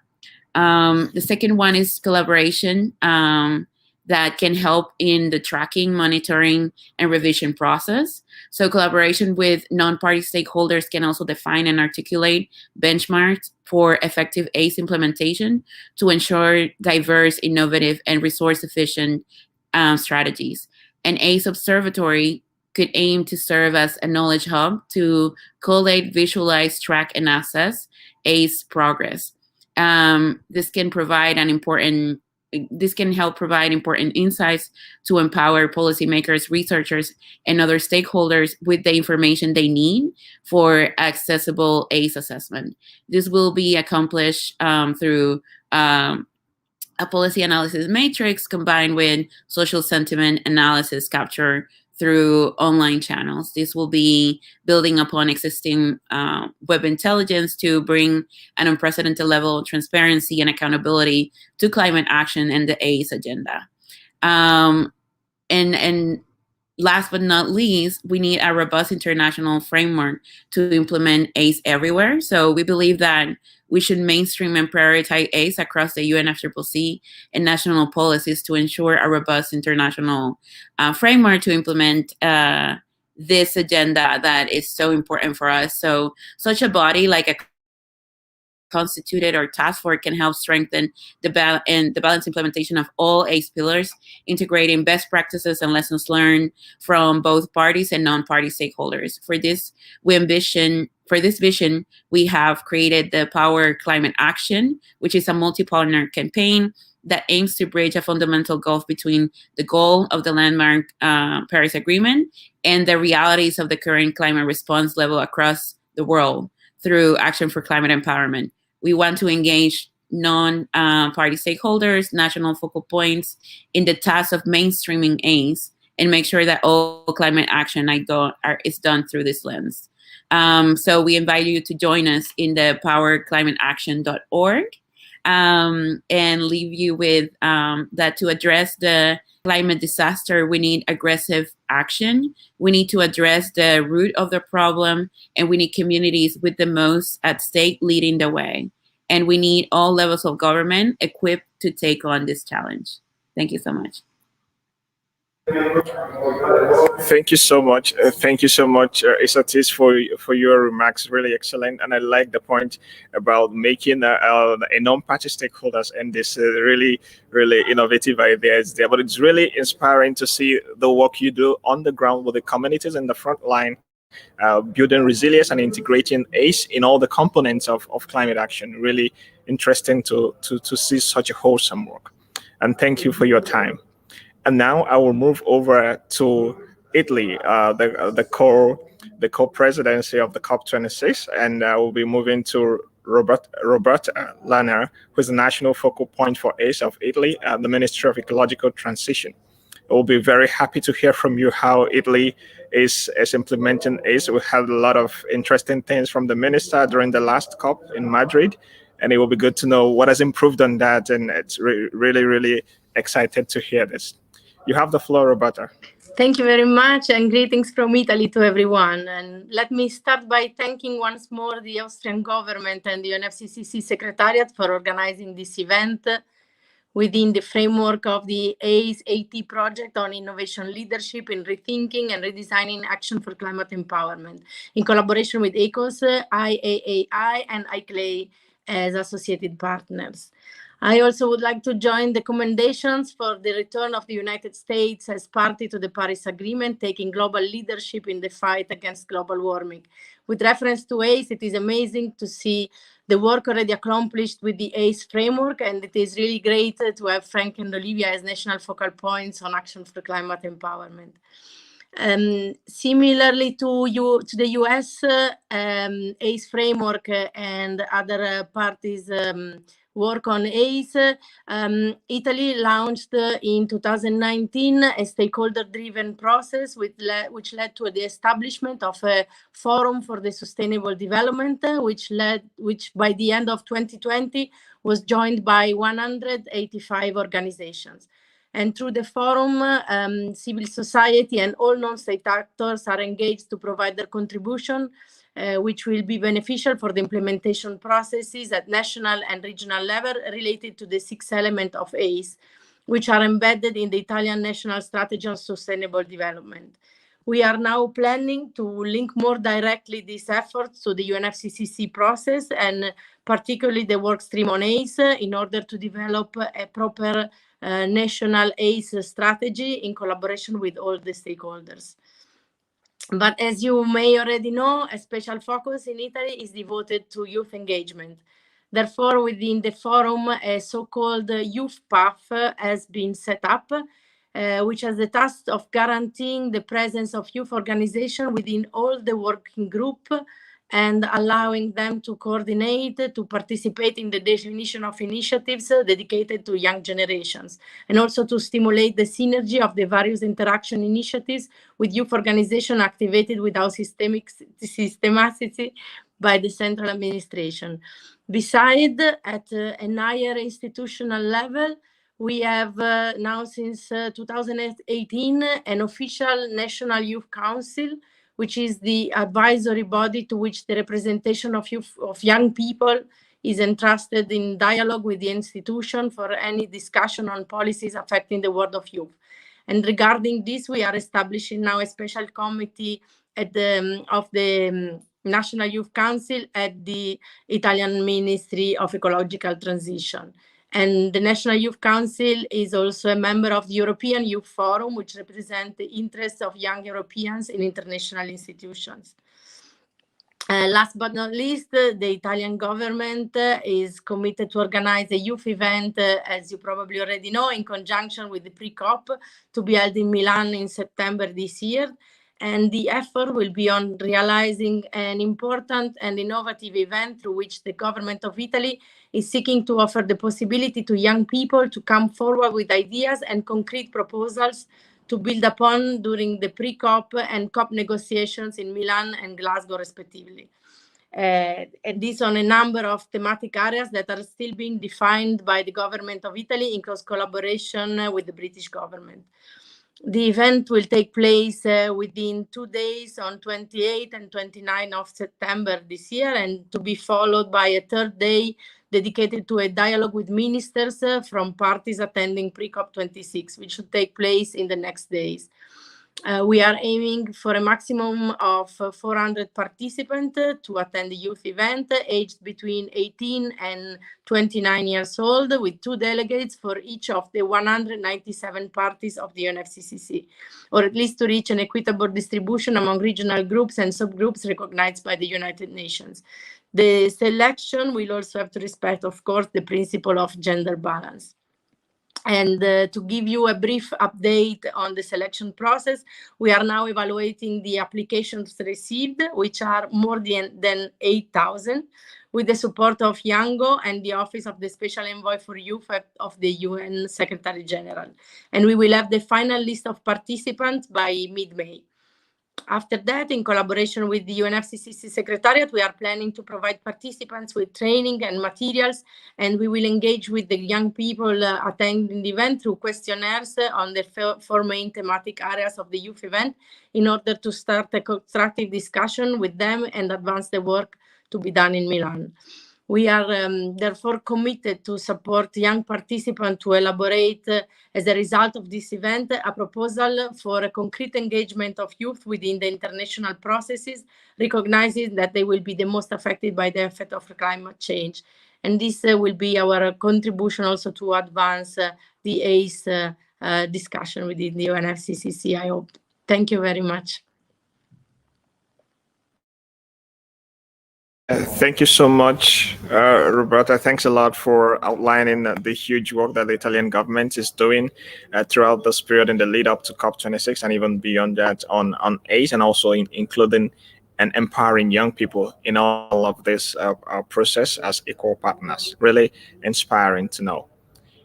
And now I will move over to the next session of this panel, and to finally wrap it up after this one, to now invite one of the most important people for this event, Talieh Woegerbauer, who is the National Focal Point for ACE and Senior Policy Advisor, Austrian Federal Ministry for Climate Action and Environment, Energy, Mobility, Innovation, and Technology.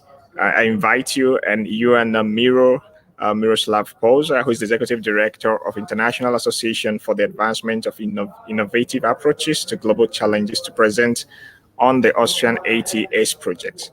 Talieh, thanks for convening this, and you have the floor. Thank you so much, Chia. It's really a pleasure to have you as a moderator. I know that you are so well experienced in everything what you are doing. So again, thanks a lot, and also to Danae. Before handing over to Miro and asking him to introduce you to our ACE-AT project and give you and provide you with some more details, I would like to make some small remarks.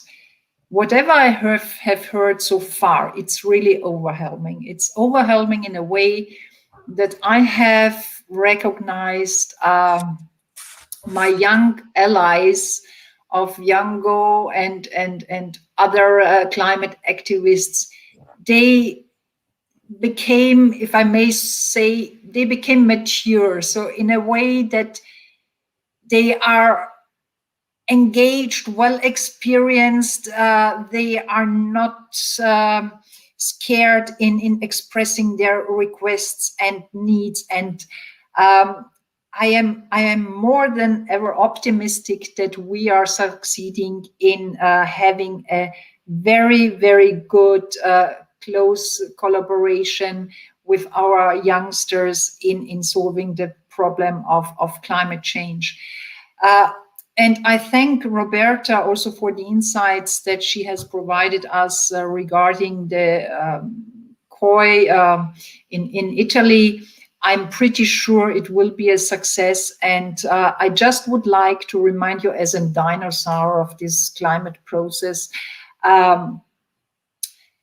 dear allies and colleagues and friends of Yango, yes, express whatever you request us to do regarding having a transformation to a green economy and a sustainable world, and do not allow to have and to continue the hypocrisy in our climate debate. This I really encourage everyone of all non-party stakeholders within the process and beyond the UNFCCC process. Let us get rid of the hypocrisy in the discussion, in our events whenever we come together. And I also urge all my political appointees, not only in my own country, but also everywhere, be serious on that, what you are promising, and support our youngsters and all our non-party stakeholders in their engagement for climate action. So now I would like to draw the attention to our ACE-AT project. again, we are aiming bridging the cooperation and communication between parties and non-party stakeholders, especially because of the fact that the UNFCCC process has changed from a negotiating process to a more or less implementing process. It's now time to cooperate with everyone and non-party stakeholders in tackling climate change and climate action. And I think that we are on the right way to make non-party stakeholders visible, because it's amazing, it's really amazing what they are doing already beyond the process. And I think to connect with them as a party, but also to connect all these non-party stakeholders to each other would be quite valuable, because having such dialogues, it gives us insights what others are already doing, and we can support each other in tackling climate change. But I stop for now. Miro, please provide us with our details of our project. Thank you. Thank you very much, Talieh. Thank you very much, Chiagozie.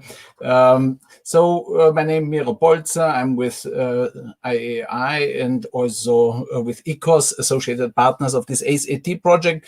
And in this presentation, I will briefly show you the structure of the project, and then our focus on setting up an ACE non-party stakeholder support structure, and outline also our plan for future activities with an invitation for you to join us. So we have now some kind of paradigm shift that we can see in the global climate action governance, which is that it's a shared understanding that we need all of society engagement. Everyone, everywhere needs to be empowered to take climate action. And for this to really happen, there needs to be new thinking and reorganization. And congratulations to Talieh and the Austrian Ministry for Climate Action for really having identified action for climate empowerment as the global climate governance space in which this paradigm shift and this really all of society empowerment and engagement can be built on. And so that's our project. You know about ACE and the 6 elements, but highlighting here our focus on public participation, really looking at action and impact and involving all stakeholders. And we are happy to have Talieh and the Austrian Ministry with its leadership function in this. There has been an ACE symposium in Panhagen and a Burgenland declaration, and also significant financial support now through this ACE-AT project, which mainly goes to the Climate Change Secretariat, which is the lead partner for this program, but also to a certain extent to this non-party stakeholders,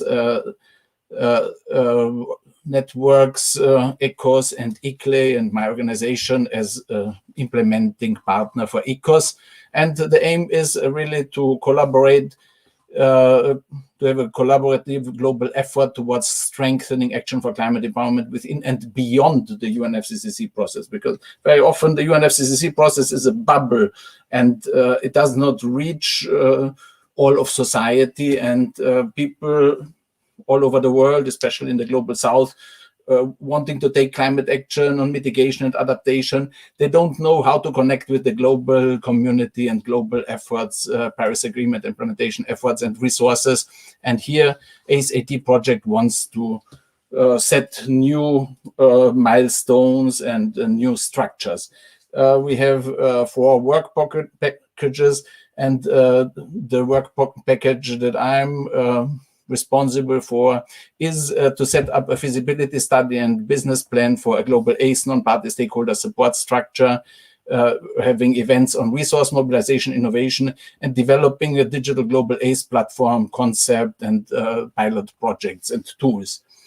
In the consultations that Fleur has already mentioned that have been going on over the last 2 years in preparation of a COP26 decision on the future of ACE, very many parties and non-party stakeholders have highlighted the need for increased financial and technical support for ACE as a key priority.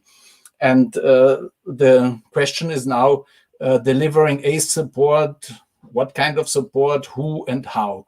And within ACE-AT, we are following a functional approach.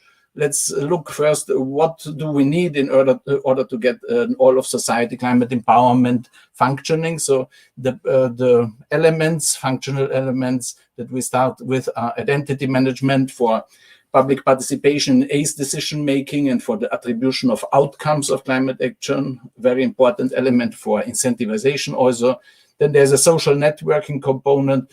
If people can work together in local, thematic, and global communities, then they don't feel so alone, and then they can pool resources. Somebody has knowledge, somebody has creativity, somebody has funding, somebody has access to technology, and so with this kind of social networking, all of society ACE empowerment is possible. Knowledge management is an important aspect. Sometimes already access to internet is a challenge, so ACE needs also to have a look on access to technology, access to internet.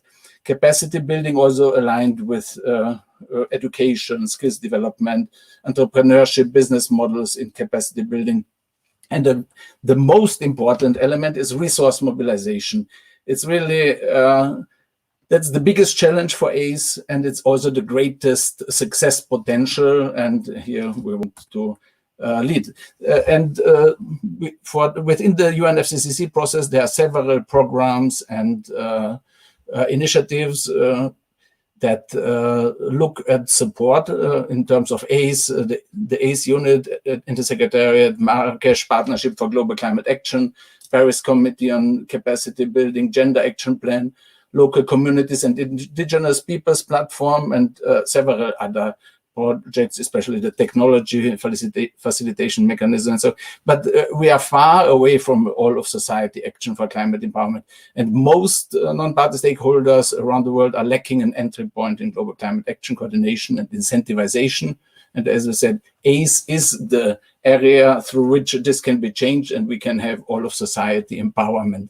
And this is ACE non-party stakeholder support structure has a focus on data and digital innovation, infrastructure building together with the Climate Change Coalition, social networking tools and platforms on TrueNet, a new social networking platform, and then new conceptual frameworks and digital tools for youth climate action reporting and incentivization, and the focus on and partnerships with cities that pursue climate neutrality goals together with ICLEI, and somehow framing also ACE as action for climate empowerment as a service business model, and focus on voluntary carbon footprint compensation payments and individual climate action dashboard platform and app, and fees for provision of digital services in this field, which can then be used for empower people all around the world. Gamification, very important. The journey towards climate neutral cities and citizens can be framed as a digital badges and crypto stamps collection game, which is inspiring, and because very often the climate action debate is too much brain heavy, but we need to wake emotions and somehow the need of people to have joy. And a very important element is also climate philanthropy innovation. We have an event where we'll present more details coming Monday in the context of the UN Science, Technology, Innovation Forum. Then in June, there's an accompanying event to the UNFCCC, the June virtual meeting planned, and activities around International Youth Day. And in September, we hope to have a workshop on youth climate action reporting and resource mobilization with crypto stamps in the context of the pre-COP youth event in Milano, and then also support and engagement with an ACE non-party stakeholder summit activities at COP26, we are looking whether there would be a possibility to have a joint ACE pavilion. And also, once it will become clear which country will host COP27, we want also to work with that country on getting more focus and more support for ACE in Africa there. And here is our homepage, actionforclimate.support. It's a project homepage, and with this I give back to the moderators.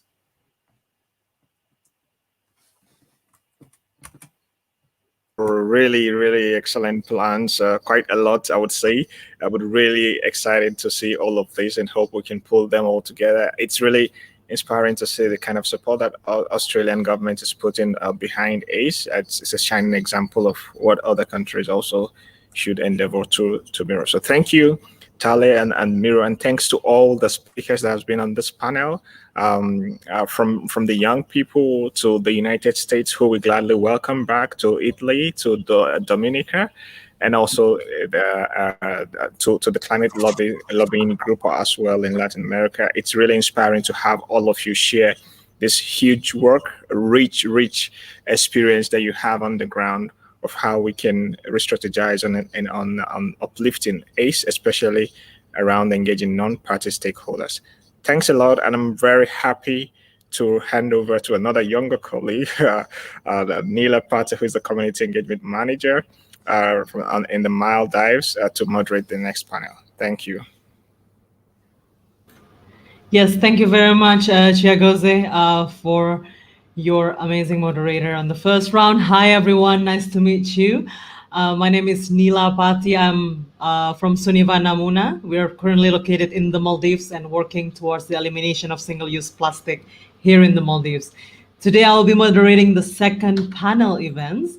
And the second panel is a little bit different, but also quite similar to the first one.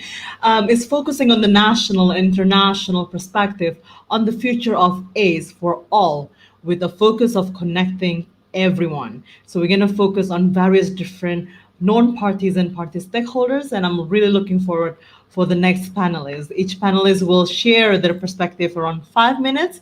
And today I would like to welcome the first panelist of the day is Ms. Pammy Nosibusiso Gazela. She is the Director of International Climate Change Department of Environmental Affairs from South Africa. Ms. Pammy, please, the floor is yours for the talk of the day. Hello? Hello, thank you very Yes. much. And Perfect. good morning, good afternoon, or good evening, depending on your location. Like I said before, thank you for the opportunity to speak on this important issue. And let me start by taking the opportunity to thank our hosts, the Austrian Federal Ministry for Climate Action, the UNFCCC Secretariat, and all organizers for this dialogue. For us, for South Africa, like the previous speakers have said, that we view the 6 elements under the Action Climate for Empowerment, which is education, training, public awareness, public participation, public access to information, and international cooperation, as important factors for everyone to understand and participate in solving the complex challenges presented by climate change. We see this as important to change habits in the long term by using education as a scoping element to address the effects of climate change, to develop practical skills through training to promote better understanding of climate change and its impact, to reach people of all ages and across all spheres of life through public awareness activities. It can be through training of all community members or meetings with community members. As we've previously said, that Action for Climate Empowerment involves all stakeholders. By making the information to be readily available to everyone, by allowing a platform for public access to information through community engagement, involving all stakeholders in decision-making and implementation of ACE action plan through public participation and stakeholder consultation. By strengthening cooperation, joint efforts, and knowledge and an exchange of views, by allowing debates and partnership. With that said, it is important to underscore that ACE should be country-driven and flexible. This is because addressing the 6 elements of ACE is not one size fits all. This means that all the elements and related actions need to be developed in a country-specific context based on national circumstances, capacity, capabilities, and it must be country-driven. Furthermore, it must be a sustainable means of implementation is needed to channel towards development, implementation, and monitoring of specific elements, actions, and activities. And the different stakeholders that we work with when we do our work is the academia, the civil society, the private sector, different government organizations, then the rest of the public. And one of the priorities in our national climate change response is to see behavioral change through choice by prioritizing education, training and public awareness programs to build the general public awareness on climate change and actions. This, in our view, will empower all citizens to make informed choices that contribute to an economy and society that is low carbon and climate resilient society. Although South Africa has made adequate progress in terms of policy instrument to address climate actions, more still needs to be done. For example, we still need to translate and simplify all climate change policy documents to local languages. Since we, in South Africa, we have 11 languages, and that makes it also difficult to reach the grassroots level, especially the local communities. Training policymakers, both national and subnational, on various response climate actions, and harmonizing what is done nationally and internationally to integrate climate change actions. Enhance participatory process to include all stakeholders. Work with the youth to develop information communication technology, since we know that the youth is the one that is ICT savvy. It goes without saying that to be able to do all that, we require resources such as financial, technical, and human. This would enable a broader stakeholder engagement that will result in a rich range of perspective in terms of gaps, lesson learned, alternatives, innovative ideas from different geographical locations, economic status, culture, age, gender, and occupation, where everyone should be given a platform to view their opinion. The inputs will provide an improvement in the ACE process. This is our view. And also take into account intergenerational, where we engage people of all ages in finding solutions for climate change. The young people have a very different perspective than the old, and they can learn from each other. It is very essential to involve old age people, especially in South Africa, due to diverse cultures. The view of all people is very important, especially when they have a chance to speak about indigenous knowledge systems. Indigenous knowledge system can be broadly defined, indigenous knowledge systems. And this would enable for us to understand even the beliefs that have been handed from generations to generation. It forms the livelihood of indigenous people who depend almost entirely on specific skills and knowledge essential for their survival.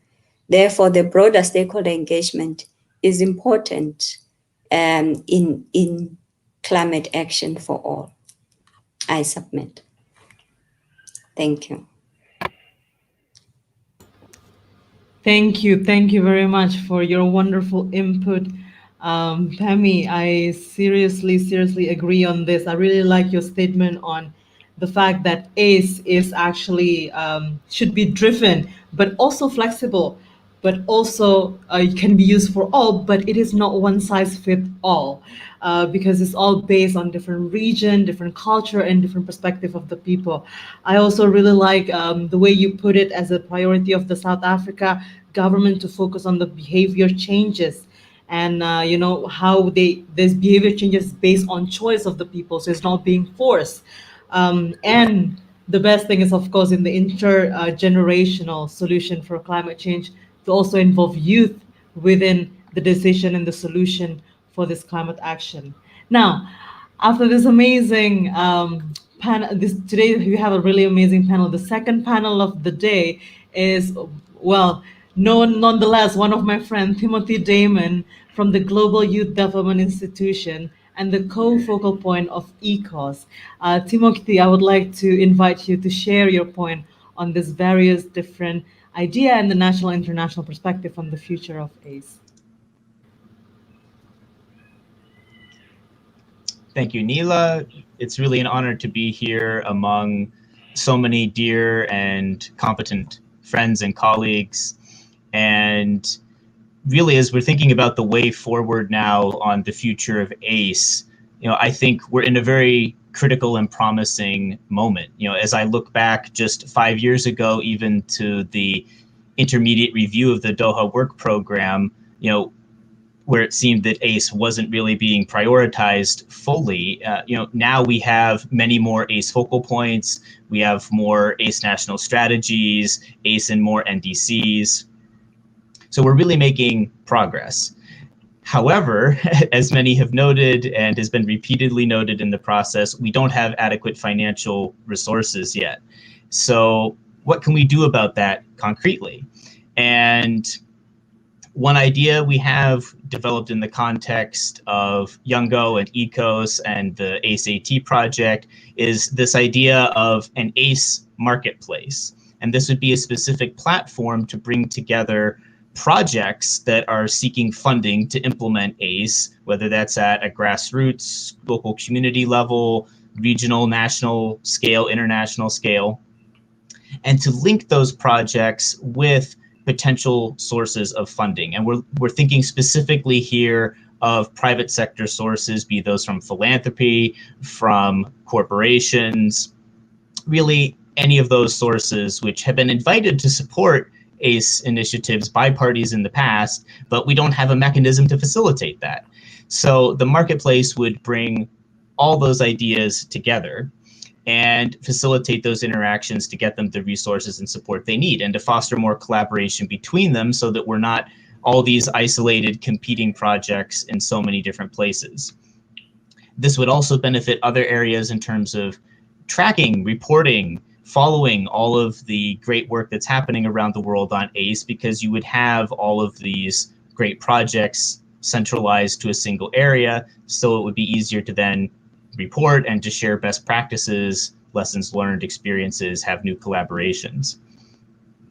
As we think also on the outcome that we need for the new work program on ACE from COP26, you know, it's not only about finance, which is certainly a crucial outcome, you know, but we will measure the success of the next work program by, but it's also really about having, you know, as much as ACE needs to be always implemented in a flexible, country-driven way, we still need to have a stronger coordination and supporting infrastructure at the international level. And this is where the next work program really should be including elements like an ACE action plan, should create an ACE task force or expert group, and it should be creating some sense of common goals, actions, metrics, reporting frameworks that parties can follow, so that as they continue to implement it in a flexible, country-driven way, they still have a common direction and they're able to streamline efforts and really support each other. And some of those basic metrics could be ones that we've already identified, like every party having an ACE national strategy, which in particular for some parties, especially LDCs, means that they may need resources and technical support to help them to make such a strategy. So again, it's coming back to resources and support always with the means of implementation.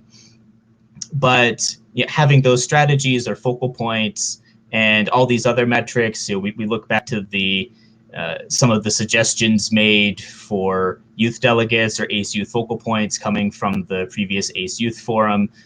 There's a wealth of these ideas that can be incorporated. And so what we really need from COP26 is the best efforts, the best ambition from all parties to really say, this is the year, this is the critical moment transitioning from the Doha work program to the next work program to really take ACE up, ratchet it fully as much as possible to unlock all of this further potential. And hopefully then seeing such a strong signal, again, coming from the highest levels of government and the international community and all the other stakeholders, that will really help to then spur and create the right infrastructure for more resource mobilization from all possible sources. So with that, again, it's a tremendous honor to be here and to continue working with all of you in how we will advance ACE. And let's make this an amazing new work program in progress. Thank you. Thank you very much, Timothy. So it's amazing with what youth has come up with the marketplace, and I completely agree that if this year is the year of ACE, this year is the year to not just changing from the Doha work program, but actually to extra robust work program that we have in here. So it's not just work program, it's not just accessory, but it's a task force. We need to have a task force to actually have an action plan that can be implemented in the sense of common goal. Now, the next speaker of the day is Yunus Arikan that will share his perspective also. He's the head of the global policy and advocacy of the ICLEI, please correct me if I'm wrong, in the World Secretariat. Yunus, the floor is yours. Thank you, Nila. Thank you. At the outset, I'd like to congratulate you for your excellent moderation this late hour in Maldives. So this is really a nice sacrifice, but it's also very well appreciated. Second, of course, goes to the huge thanks to the Austrian Minister of Environment, their huge support for years in this process and also organizing this both politically, technically, and financially. And as ICLE, we're proudly one of the partners of ACE-AT project.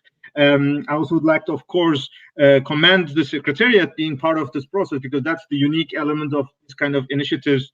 I also would like to commend ECHOS in organizing this event as a contribution to the Earth Day. And in fact, this event and the ACE is one of the best applications of the spirit of Earth Day. But I will leave this to Nick so that he gives this pride and of course the joy of celebrating it with the Earth Day. But as ICLE, we are really valuing this process, the public participation. Just a very small introduction about this is I know the abbreviation is terrible, but we are a network of local governments around the world, more than 130 countries with 2,500 members across the world, with small and big towns, from Sao Paulo to small cities in the middle of the US. And we are the focal point of the local governments and the municipal authorities constituency. I'm also addressing this in this capacity. And in that sense, we are one of the first three constituencies in the UNFCCC process. But I've always admired how UNGO is skilled in terms of providing inputs to the process. They're skilled expertise, so we're learning a lot. And before going to my topic about cities, climate neutrality, and ACE, I also would like to add final 3 points about my relation to this process. In '95, when the first COP was convening, I was one of the youth delegates from Turkey. So that's why I'm connected to youth always. I was the national focal point of Turkey in 2005 for at that time it was just Article 6. We didn't have a nice abbreviation. And I knew the power of Article 6, how it helped. Even in 2 years' time, we've gone from UNFCCC to even to the Kyoto Protocol. The more you make people aware, the more you make the capacities built and awareness raised and capacities built in the political institutions as well, that you make actions forward. So with this, so local governments, we have been participating in this process. We are saying that we have a dual role. We can both be inspired by the citizens or citizens' power to the cities and local governments, so that we have to act better, but also we can help the local communities, so that the power of legislation, the power of budgets, the public money, the public legislation, the power of the local governments could also be helping. And when we say local governments, metropolitan governments, provincial, state, all types of subnational level. And of course, we also have the second role, which is to shape the national policies, because of exactly this terminology of being a public institution. For years, the local governments or constituency has been suffering that we are called as an NGO constituency.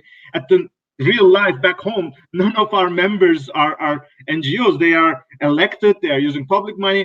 So when you look at the ACE, the 6 elements, 3 of them are starting with public. So it's obviously, there's a strong role for public authorities like local and regional governments. And when we say local and regional governments, we're not only saying mayors, we're talking about their staff. We're also talking about their councillors, which are the politicians who shape the political agenda at the local level. So we are very happy in this evolution of the ACE program. In Katowice, we have an agenda which refers to local government engagement. And with the latest discussions this year during workshops, you can feel in every element you have a reference to local government's contribution or their demands. So let me give you 4 examples of how we can help ACE to spur the climate ambition and neutrality. From Bonn, Japan, Recife, USA. So the Bonn is a perfect example that it's been a pioneering city, but for Paris Agreement, they needed citizen power, and it was the Fridays for Future who had been on the streets. They were invited to the local councils, and with the adoption of climate declaration, then kicking off the climate neutrality target in a couple of months, that was an excellent contribution of how citizen power, when it reaches the councils, can make a change. And that is exactly public participation and awareness. The second one is Recife, a Brazilian city who was working with IPLES, one of the projects with UN Habitat. They are the first Brazilian city to declare climate emergency. But in the same process, they also adopted a curriculum in the schools to teach climate change. And that was almost in the same year when Italy was adopting this climate legislation in the school curriculum. So that's another example. And in fact, they are one of the first Brazilian cities to climate neutrality. And the city has a mayor, which is the youngest politician in the Brazilian history. Just a couple of months ago, he was elected, and he was at the pre-COP engagement. So that, again, the more you talk to the citizens, they can feel themselves being a driver in the public policy, so that they can be contributing, not just demanding, but also implementing. The Japan case is excellent in the sense that Minister of Environment asked the Japanese cities and prefectures to commit to climate neutrality because of the Paris Agreement. And he said that if you do this, I can make the national government to convince to climate neutrality as well. For a long time, Japan was not that much ambitious.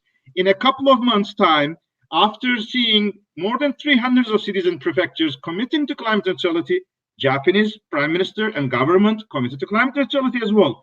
And now we're in the face of NDC, and we're hoping this will be seen in the Japanese NDC as well. And then finally, the US. It's always the best example in terms of those era when there was a lack of federal leadership. It was the cities and states, and luckily the new Biden administration has immediately embarked. And if you see the NDC statement that is announced, immediately says that because of the city, state, tribal activities over these years, we are able to present you in a 3 months' time a very ambitious NDC, and we're committed to deliver it, all these goals together. So what I'm giving you this scope is that from north to south, from east to west, public participation, ACE, is an excellent tool for climate ambition, raising climate ambition. My final word is that this is a perfect time for ACE to scope its future, because the real Paris Agreement is starting now with the second NDCs, because the first NDCs was before Paris Agreement. None of those NDCs are fit for Paris Agreement. So we have to see the power of Paris Agreement and the second NDCs, and the ACE being introduced a new level of engagement is also the perfect opportunity, because We also know the UNFCCC process is also not fit for Paris Agreement. The internal programs, different abbreviations, different teams, they have to get together better as well. So it's the right time to make much more holistic approach. And maybe since we're introducing some ideas, that's my final comment. ACE is a nice abbreviation, but we have to go over it. And my proposal would be PACE. PACE in the sense that it is people's climate action for empowerment, and it is to accelerate the pace of the climate action. Maybe this could be acceptable. I'm happy to share with some further thinking of it, but once again, congratulations to all organizers, and I'm really delighted to be part of this discussion. So thank you very much. Thank you very much, Yunus. And I'm very, very happy to know fellow youth activists is also still continuing fighting for the climate movement, which is amazing. And I really like the PACE idea, people action for climate empowerment. This sounds really, really good, actually. Maybe we can reconsider that for the future. And I completely agree with you that ACE is a powerful tool on the public participation. And yes, I think the general public at the moment is not just demanding, we're not just asking for it, we want to be part of it, we want to be part of the changes. And it's being shown by various examples that you already given, so thank you very much. For the next speaker of the afternoon, I guess in Europe right now, or the morning, or in the evening like in the Maldives, is Johanna Arriagada, is the National ACE Focal Point for the Minister of the Environment from Chile. Joanna, hi, how are you? Fine. Thanks, Nila, for the floor. And hi, everyone. I am very happy to have the possibility to share vision with different people about ACE from different parts of the world, like Penny from South Africa, with an ACE road similar to ours, Timothy from Young People and his vision of challenge for a new Doha World Program, Yunus about cities and the key action for municipalities and its authorities and officers, and the biggest step to be part of the change. And of course, I expect to hear about the well-known work made by Nick under the celebration of the Earth Day. I heard that we are all convinced that action for climate empowerment, with everyone on board, recognizing specific realities and needs of local communities, is the way to advance in climate goals. For us, this webinar is very useful because we are in the middle of the design of our ACE strategy. And as said in the opening words, Chile committed to develop its first national strategy on capacity development and climate empowerment in our enhanced NDC presented in April last year. This new NDC established intermediate goals toward carbon neutrality and for first time includes a social pillar with 8 criteria that will guide all our climate action. Some of them are SDGs energy, gender equality and equity, nature-based solutions, knowledge and engagement. This integrated vision is based on the knowledge obtained by placing people at the center of the design of climate policies. Our strategy will articulate synergies between ACE and SDG agenda and will be closely linked with our long-term climate strategy. Capacity development and ACE strategy will consider at least 6 ACE elements: access to information, participation, education, training, awareness, and international cooperation. But we need other elements like governance, gender approach, and research and science. Those are necessary to step up in climate action in our country. In this process, we have developed an extensive and inclusive stakeholder engagement. We carry out a multi-actor participatory process between last December and January, where nearly 10,000 people participated from civil society and diverse non-stakeholders, like teachers, municipalities, young people, academics, little companies, NGOs, public officers, and others. We had different types of activities, from open dialogues on climate change and digital surveys to a specific ACE workshop in each region of the country, delivered with the collaboration of European Union, Euroclimate Plus, and IDB. With all these inputs, we hope to have a draft on an ACE strategy and begin a public consultation the next August. And the international side, as Timothy said, under the UNCCC work, we have been identified last year common needs, challenges, and opportunities about MRV, finance, collaboration, governance, to enhance the implementation of ACE and to have a new Doha Work Program. Specifically, we need to strengthen cooperation between parties and non-party stakeholders, the international and multilateral cooperation, and in particular the non-party stakeholder engagement as a key to support climate action. In this same line, in LAC region, there is a new ACE community led by Euroclimate Plus through FIAP that allow us to share experience and supporting activities between each party to implement ACE action. And finally, if we are going to have an ambitious goals to advance in reduce CO2 emission and increase resilience, it's necessary to get everyone on board. If we will to have goals to CO2 neutrality and to adapting to climate change impacts, it's necessary people's commitments.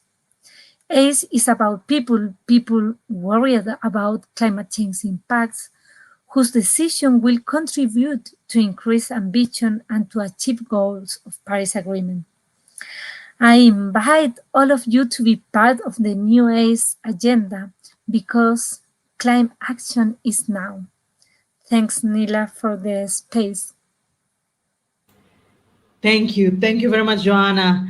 Yes, and it's climate action is now, and ACE need to be done at the moment, and it's all about people and the decision on the contribution. It's very, very amazing, insightful to know what Chile is doing also and what's happening right now in collaboration between the parties, and as what Timothy mentioned in the issue related to the finance and also collaboration that is going on that has been seen also and with you and your team. Now, I would like to invite our last panelist of this session is, I would like to invite Nick Nuttall. He's a strategy communication director of earthday.org. Nick, the floor is yours. Thank you very much. I don't know why I've been put last. Maybe it's because Miro and Talieh want me to give a bit of a kick up everybody's bottoms to get moving on this topic. That might well be it. But yeah, look, it's been really interesting to listen to everybody talking. You know, we have got a precious few months left to COP26, this COP of ambition. And I was on a show on Earth Day in the morning on finance, actually, with an organization called We Don't Have Time out of Stockholm. And it was really fascinating to hear how many experts, from Nigel Topping, the COP26 UK champion, through to Lord Nicholas Stern of the Grantham Institute, to hear how many areas of the Paris Agreement are really moving. I think probably one of the most exciting things was to hear Lord Stern of the famous Stern Review saying that in his opinion, in the last 3 years, finance is now tipping properly into the green economy and things are really moving. But the question is ACE moving? And this is what we're talking about today. You know, this ACE thing has been a promise since 1992. And I do think you can look at lots of really good examples of where people are implementing all the various facets of ACE. But when you look in the totality of what's going on, it seems to me that it still remains very much the Cinderella, the poor relation of the Articles of the Paris Agreement and the original UNFCCC agreement of 1992. So what are we going to do about it? I take from Talieh's remarks earlier one very clear thing. This has to be, we're in the implementation process right now. We're not really in the chatting process. We're supposed to be implementing the Paris Agreement. And I also take note of what Miro said, which is that we have to get out of the bubble. We have to ask ourselves in this call, are we in the bubble? Are we slapping ourselves on the back and congratulating ourselves, or have we stepped out of the bubble? Earthday.org, used to be called just the Earth Day Network, decided to try and take one piece of the ACE story, which is the climate education story, based on the idea that you can ask any young person coming out of school right now, anywhere in the world, whether they actually receive quality, joined up climate education. And I think you'll find that, 90-odd% of any young person in a rich country, a middle-ranking country, and a less wealthy country, a poorer country, will say they're not receiving it at all. I mean, let's get real, guys, because I heard some people say earlier, well, it's not just about climate education, but I mean, things begin in school that can either turn us into superheroes or turn us off at whatever we're going to do. So we decided to try and come up with something that we thought might be ambition for COP26, something that would be an articulation, a political decision by all governments to actually basically say ACE, and the climate education side of ACE as well, is no longer a nice to have. It's no longer an example of a nice headmistress in a school that's actually helping their children to understand about climate change. It's not just about the science either. This is about the education of our young people who fast become adults for the next, 50, 60, 100 years and beyond. How do we get them to the point where it is normal to understand what's happening to our world, and it's also normal to want the green economy, and it's also normal to want to have decent green jobs, right? This begins in school. So we started off with a basic ask to governments. You must make climate education compulsory. It must be assessed in some way, and it must be linked to strong civic engagement. And that happened in September.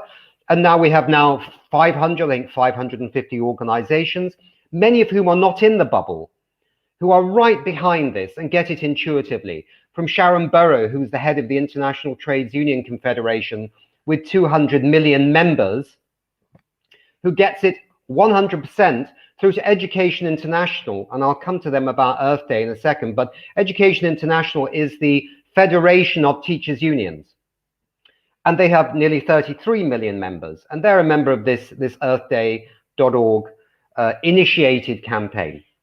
Let me talk to Earth Day 2021, because it was amazing, because of the Biden summit, having the new president of the United States having chosen Earth Day to be his new climate leaders summit, to get people moving on ambition, and working with the UK government and the Italian government hand in hand for COP26.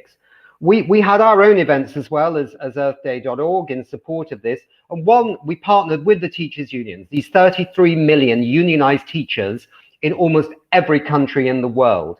And they issued at the end, this was on the 21st of April, the day before Earth Day, their manifesto. And I would urge you to read their manifesto from what was called the Teach for the Planet Summit. 1, governments ensure quality climate education for all. 2, every student leaves school with climate education and literacy, and the skills and knowledge to tackle climate change. And that quality climate change education is not just based on science, but it addresses all the ethical, cultural, political, social, and economic dimensions of climate change. Those are just 3 of the outcomes. And this campaign of teachers' unions, 33 million, people are not in our bubble, is totally aimed at COP26. And I'll urge you to read it again, because you'll see that they want climate education to be compulsory in all schools. And one other thing to add to this is that I think that it's great what Chile's doing. It's great to see the president of Argentina also talking about bringing climate education into law, etc., in his country. and we can point to some really good examples. But I do not believe that we have right now a critical mass of governments ready and able and convinced they should do the right thing about Article 12 of the Paris Agreement and Article 6 of the old UNFCCC. And all of us have to work damn hard between now and the COP to talk about implementation and to get out of the bubble and make sure governments do the right thing.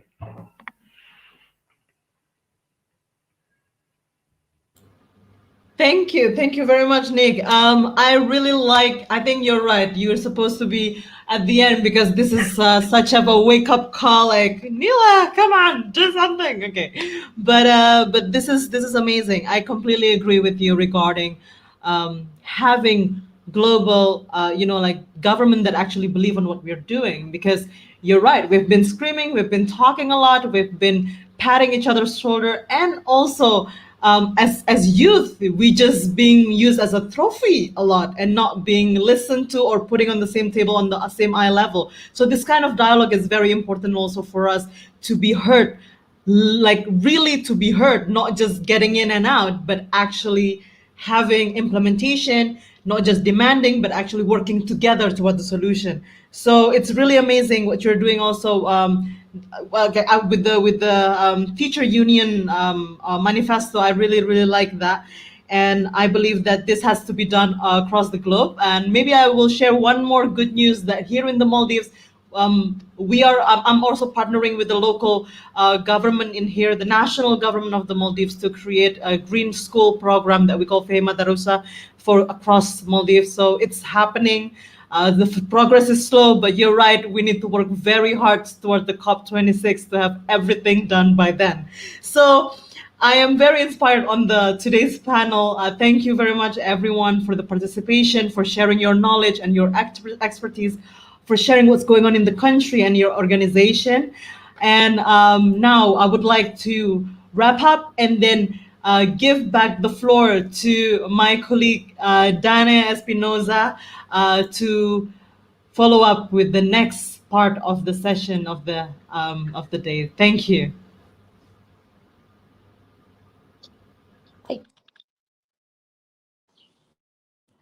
Thank you, Nila, and thank you, everyone. It was so nice to see you all participating in this. And right now, I'm fine. And at the end of this event, we have the reflections on highlights from the event. And also, let me introduce and invite Salka. I hope I pronounce it well. Salka Sigundadottir, Head of Cross-Cutting Issues, UNFCCC negotiations. Also the candidate from the Cabinet Office of the COP26 unit from UK to provide closing reflections on action for climate empowerment and the road to COP26. The floor is yours, Salka. Thank you so much. And you pronounced that just fine. And first, I'd just like to say thank you to Austria and ECOS and partners and my colleagues from the UNFCCC Secretariat for convening this dialogue today. And today will really help us build momentum for what is a really important year for ACE and provide a valuable space to share best practice and information on ACE implementation, and especially in the context of progressing the review of the Doha work programme for COP26. I would, of course, like to thank those who have spoken before me as well, talking about not just what the future holds for ACE, but also how we bring countries and non-party stakeholders together to deliver results. And ACE is really recognised for being the work stream which most innovatively enables that party and non-party collaboration, which we in the COP26 presidency really admire, as we've been committed to hosting an inclusive COP. And we hear it all across engagement, how ACE is doing non-party stakeholder engagement correctly, and other work streams can learn from that. So I'm really inspired by a lot of the work that you're leading or participating in. And the messaging I'm hearing today, I'm going to try and summarize them in 3 themes. Firstly, we've heard today that you see ACE elements as essential in delivering on climate ambition in the Paris Agreement and the United Nations Convention, and it will help us enable ambition we want from COP26. And from my perspective, incorporating ACE elements simply makes climate action better. And the enhancement of public engagement and public access to information, for example, will be key to increasing mitigation, adaptation, and finance ambition. And as Pemi from South Africa said, this will empower informed choices that contribute to a climate resilient society. And education and training are also crucial, as many of you have talked about, including Yongo and Nick. And as Espinoza said at the beginning, it is about lifelong learning, and ACE offers a toolbox towards that. And today we've also seen how many countries are really prioritizing ACE integration in their national regimes. In particular, we welcome the recent appointment of ACE national focal points in the United States, as well as moves by many of you towards development of ACE national strategies to engage on all levels to help achieve Paris goals. Now, secondly, I've heard from many of you and in other fora previously as well that getting ACE rights really means taking an inclusive approach. So working to implement ACE actions, countries and organizations should ensure that all of their society, including but not limited to women and girls, the very young or old, or indigenous peoples, and those from the most marginalized communities, are able to participate and be amplified as agents of change. For example, Pemi from South Africa again talked about the value of indigenous knowledge systems. And we all agree on valuing the leadership of youth and youth organizations in this space. And we're really proud that Italy are hosting the Youth for Climate event as part of our COP partnership, as Roberta from Italy mentioned. And we're also really excited to hear about the ACE Youth Forum that Yongo are planning this summer. And lastly, we'd just like to reflect on collaboration and cooperation. Today's event is really a testament to this, with many countries and non-party stakeholders coming together to make connections and identify opportunities for working together. Frank from the US talked about ACE being a diversity of stakeholders, which I think is a really good way to put it. And we also see collaboration between parties and between parties and non-party stakeholders as key to delivering an outcome in the negotiations on the review of the Doha work program. And I know many of you mentioned this today as well, and I really want to thank the SBI Chair and Secretariat for organizing the ongoing set of informal meetings and expert groups, which are really helping us advance the work informally ahead of COP26. Because for us, reaching a negotiated outcome on ACE is really important for us as COP presidency. And I encourage parties and stakeholders to continue working together and come to Glasgow, having done the homework and pre-work for what the outcome could look like, so we can have a smooth agreement at COP26. And just thank you again, all the speakers today. The COP26 presidency hears your views, and we really want to continue hearing them. And we have a lot to learn from the examples you have set out. And we warmly anticipate working closely with you on this agenda over the coming months and run up to COP26. And please do reach out to me if you want to discuss anything with the COP26 presidency. We welcome participating in this agenda. So thank you all very much. Thank you very much, Salka. COP26 is a challenge given the pandemic, but everyone, we are working together, and the UK is doing the best as they can to get a great conference of climate change. Thank you very much, Salka, for it. So this is almost the end of the event today. I would like to thank you everyone to be here. I would like also to invite everyone to put your comments on Facebook or in YouTube, or you can contact us through Facebook to the organizers. Also, you can visit the ECHOS webpage. And thank you again to the Austrian government. Thank you, Talieh. Thank you, Miroslav, and thank you to all the team, ECHOS team, to be here. So, there is still a lot to do of ACE internationally. Strengthening international cooperation for the implementation of ACE is also important, as well as the regional collaboration is very, very necessary to addressing climate change challenges. Thank you, everyone, on behalf of the organizers, and this is it. Thank you very much.